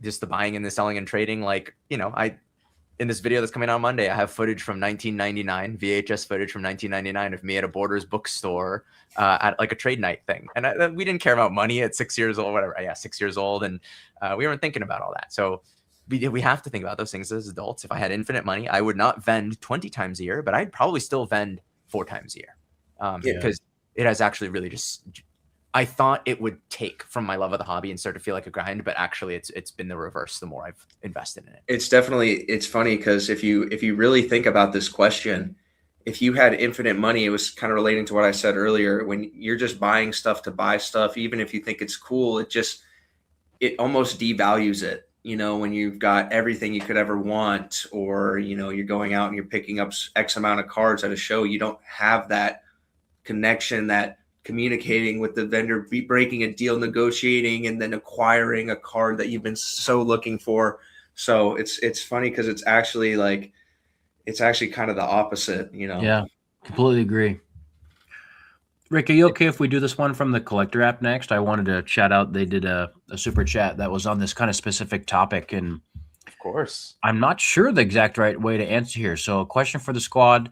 thoughts on staff cards like the Evo Zard. So there's an Evolutions pre-release staff Charizard that is pop 38 and a PSA 10. Will they ever end up getting love, or is it too niche? And is it for the niche collectors only? You would think, collector app folks, that specifically in a time like we're in right now would be the time that a card like this would really pop up. And I've seen some sales for the regular pre-release, but not the staff. This might be one of those cards that like tends to transact privately. But I would say like right now with the stuff, with all the stamps, the reverses, the cards that are hard to get, low pop, Charizard, that seems to be it'd be like right now when it would happen. And all it takes, honestly, collector app, is for one copy to sell publicly, and then 15 of them come out of the woodwork. And a great example of this is I have that Crystal Guardians reverse Charizard in a 10, and on the collector app, it's been worth, 7,000 or 8,000 for so long because there just weren't really any public comps for it, especially domestically. And then it finally had a comp, and it comped for like 23K. And then like the next week, the holo comped for like 23K. And we all know the reverses are more than the holos. I'm only seeing a couple of listings. People want like 75 G's for this card online. And so once one comps, people kind of gain that confidence to come out of the woodwork with their copies, because now they feel like, okay, it's finally appropriately getting the attention it deserves. Yeah, it's not a staff card, but I called my shot on some professor program cards. And like those are super niche. And I was like, I'll pick up some niche stuff. They actually had sales on eBay and all this stuff. And man, I am stuck with those. There has been zero interest. So it is interesting to see. I mean, granted, they're just regular trainer cards with little professor program stamps on them, but it is interesting to see how like some people, yes, they are rare, the staff cards, but why would you spend extra money on them when you could get basically the same thing without the stamp? That's probably something that's going on in some people's head. But I mean, yeah, like Jake said, in this market, all it takes is one guy to be interested and for everybody else to mob mentality into it. It's exactly what came to mind for me. I also think a lot of the people that are new, that have deep pockets and are interested in this stuff's like not on their radar. Like we know about these things because we're deep in it and we're at shows. Like whenever I think I saw PSA 8 Evo Zard once at a show, and I was like, what is that? Like, that is cool. Like the little staff. And at West Coast Card Show, I think there was a Tyranitar Destined Rivals. I think it's a staff stamped one. But I bought one, I want to say PSA 10, at the show and sold it at the show to a guy who I think that's what they collect. So it sort of depends. I mean, the thing with these, like the niche collectors, is niche collectors know what they want and they understand like how to price it. Like they're very, very knowledgeable about the niche thing that they collect. So it is about like finding the right buyer, though. Yeah, Derek, some of these are bricks and it is a bit of a risk, but yeah, it's I totally agree. I had the exact same thought that both of you guys had, which is like one big comp and then everyone goes, whoa, what are those? Yep. Suddenly I'm interested in that. Just a couple little things that people were saying, like Blast Boost saying, this is a great live. Shout out Blast Boost. Thanks, Blast Boost. He's here for pretty much all of them. So he would know. It's all you, Derek. You're the thing that's different about this one. That's right. Let's go. Great mustache. Here's a non-TCG one that I'm actually kind of curious because so this one from Lucario Bros TCG. Derek, the Jarvatar often talks about you smoking him in Pokemon Showdown. What's the Showdown team? Well, so when Trey and I do Pokemon Showdown, we do keep it. It's funny. I'm going to say we keep it fair by doing random teams, but sure. In the battles that we've had, for some reason, my teams are usually stacked with legendaries. It's pretty funny. I think I had 4 in the last time we battled, but I did competitive battling back in the Diamond and Pearl era, which you had to breed and get the natures and all this stuff. And it was so much work that I stopped doing it. And then Scarlet and Violet came out and you could just buy all the items and change the natures and change the IV and do all this stuff. So it made it so much easier to do competitive battling. So I got back into it, ended up getting I was top 500 in the world at one point.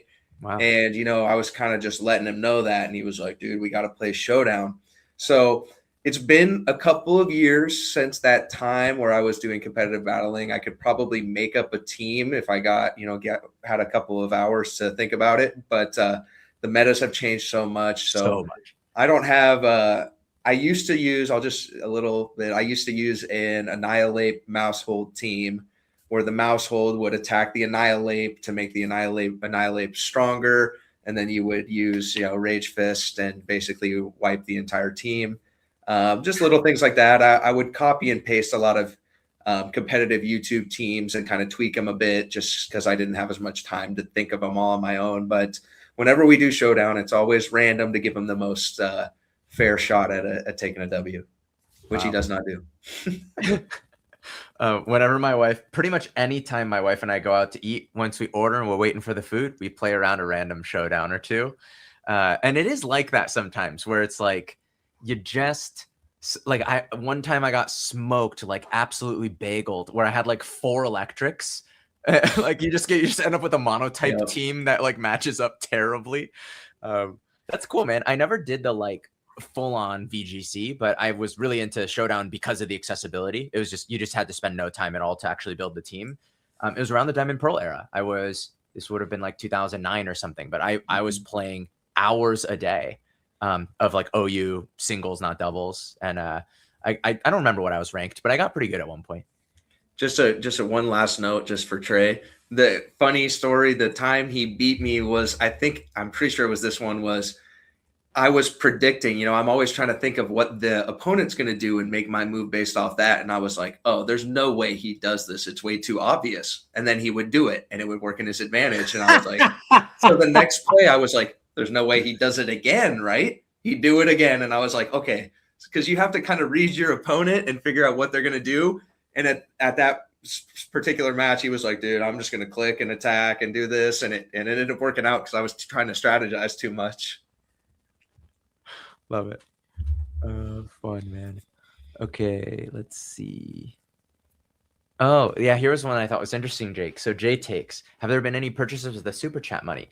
There haven't, but maybe, Jake, you and I were talking about when we are together at Card Party San Diego doing some sort of content. Maybe we total up the post-tax value of some super chats. And we had talked about ripping a vintage pack. Maybe we total it up and then multiply it by 30 for the 30th anniversary.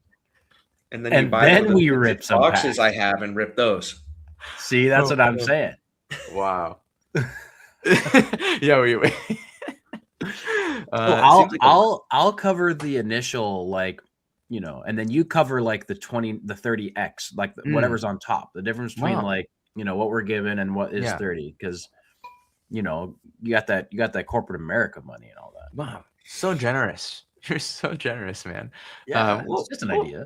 No, that's a cool idea. Well, let's put a pin on that specific idea and come back to other different ones. But I was thinking if we do a challenge video, like last time we spent like $2,000, I feel like that number is going to be a little bigger this time if we do another similar thing.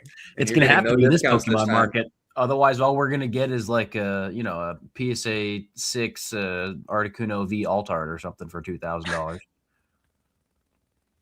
Had that corporate money. That's exactly right, dude. We're in the last month. Ooh, big. Let's shout this one out from the Poke Vibes. Big Vibes. What a huge dono. Appreciate you. Thanks Charchomp, for the no sales data tip at Collecticon Charlotte last year. Started with 5K, have a 50K goal before October for my B-Day trip to Japan. Currently at 4K singles, 5K mostly slabs. Started February 20th. Want to push up to 100 instead. Tips on this? You know what, Poke Vibes? Here's the truth. The best way to turn over your money is to buy, sell, trade. Somebody who has a really cool series on this is the Trader John's boys. From 0 to 100 bands. So follow their story. Now they're trying to get to 1 million. But here's what's in common for the people that are trying to like multiply the value of their inventory in a short period of time. They are grinding. They're going to shows frequently, almost every single week. They're in their DMs trying to work out deals online.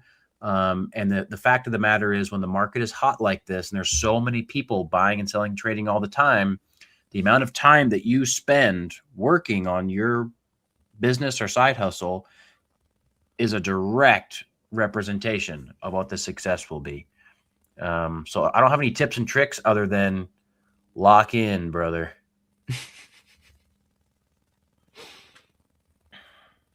Let's see. I'm just going through some of these questions. Favorite.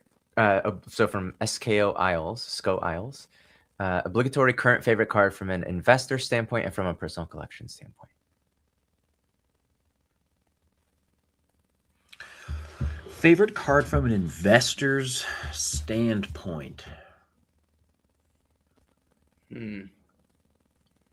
Well, an investor, I would say a traditional investor, likes kind of like steady, consistent gains over the long period of time.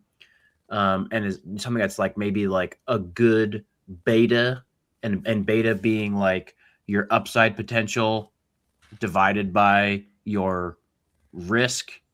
I'm going to say that's a base set Charizard, right? So like extremely well known, old, going up in value over time, pretty low risk. It's always going to be desired, and it's probably going to be just going up in value slowly over time. That's probably a classic investor play.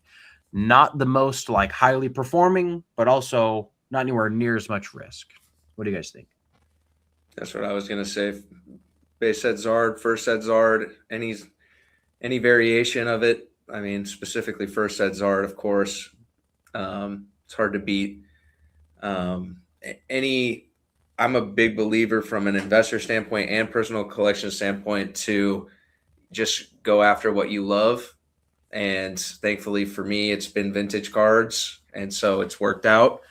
But I mean, you see it in the news all the time, the Charizard hitting new record sales, new record this, new record that. And there's a reason for it. So, yeah. Yep. No, I didn't say personal collection, but yeah, just Delta Species reverse holo PSA 10s. Sheesh. I love that. Sorry, Ricky, I cut you off. No, you're good. You're good. I want to hear Derek's answer to that too. Well, so my true favorite set is Neo Genesis. Ooh, and we're seeing some crazy sales in the Neo series. I mean, I think the Ampharos sold for like 95 grand. One of the Ampharos is from Neo, which who knows. So if I was going to target both, I've been putting away some Neo Genesis cards. Yeah. Nice. The card that keeps pumping into my head is the first slab that I bought, which is the Charizard Neo Premium File, Japanese, the reverse holo PSA 10. Nice. I bought that. This is a collector's get paid moment. I bought that for $275, and my wife was with me, and we were like, okay, I guess we're spending $200 on Pokemon cards in one day now. It was like very new territory, and we're like, okay, I'm gonna have. And I just held on to it again because I like it. I've largely ignored the value, and those are selling for like 2.5 to 3K right now. But I just love that card. It's like nostalgic to me. I owned one as a kid. I'm sure. So that's a personal collection one. I had the exact same thought you guys. I actually didn't think of base set Zard, but I thought of crystals, shinings, gold stars, like just the rare old stuff. Yeah. That's all what came to mind. And then you pick your favorite characters, right? So Lugia, Crystal, Charizard, Shining Charizard, Gold Star, Shining Charizard, the evolutions and Gold Stars, like those came to mind. Nice. Yeah. Okay, looking at the time, maybe we try to find one more good one to wrap it up on. Let's do it. Let's see.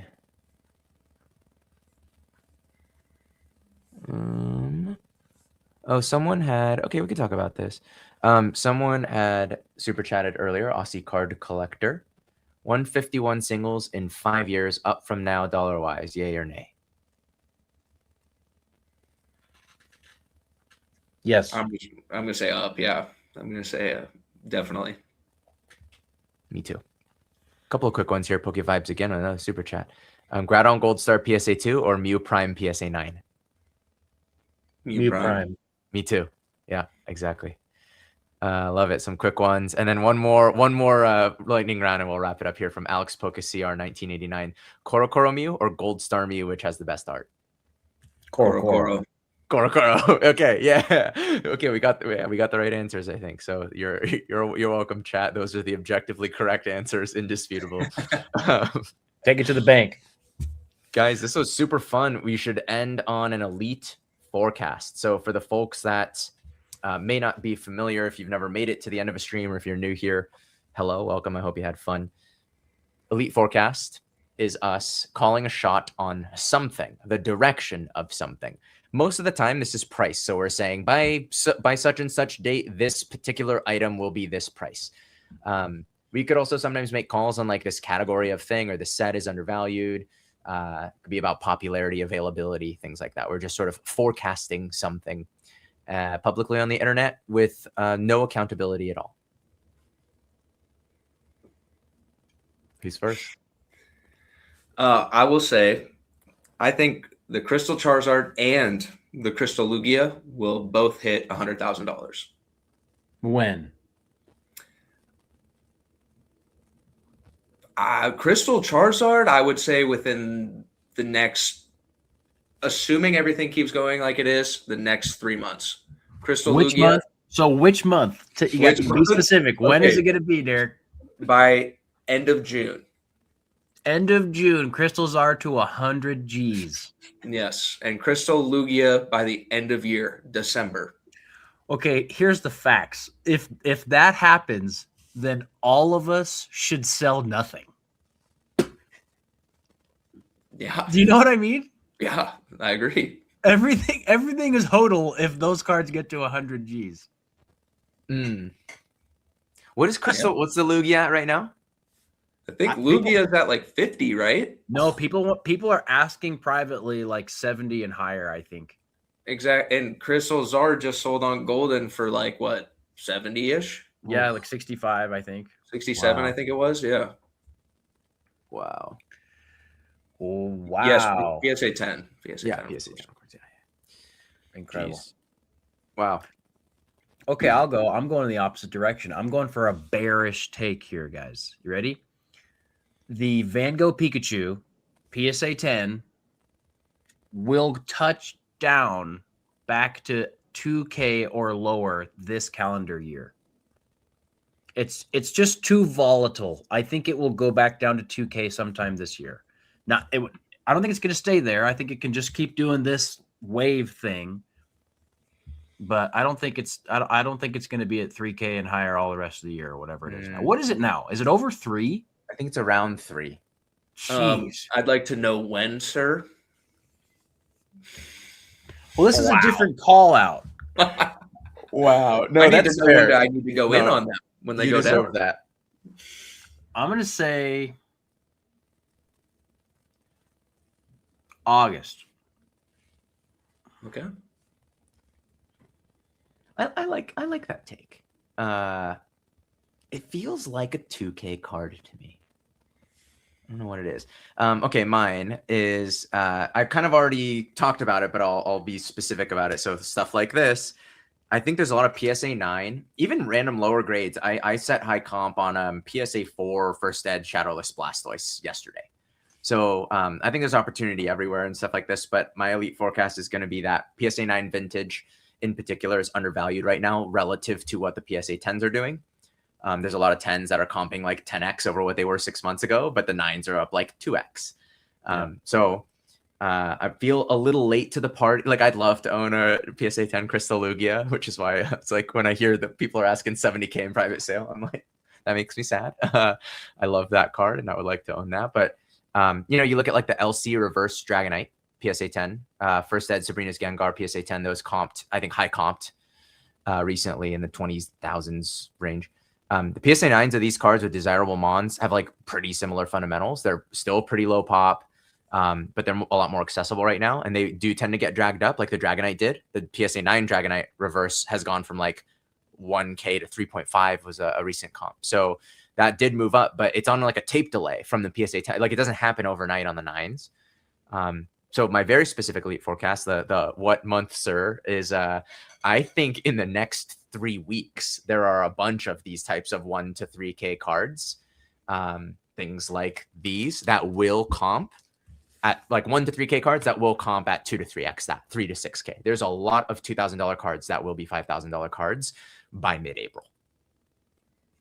And then they will probably, that will be their reprice, and they will they won't jump from 5 to 10. They won't do another double from there. I'm going to call that as well. That that's the appropriate reprice for the current market.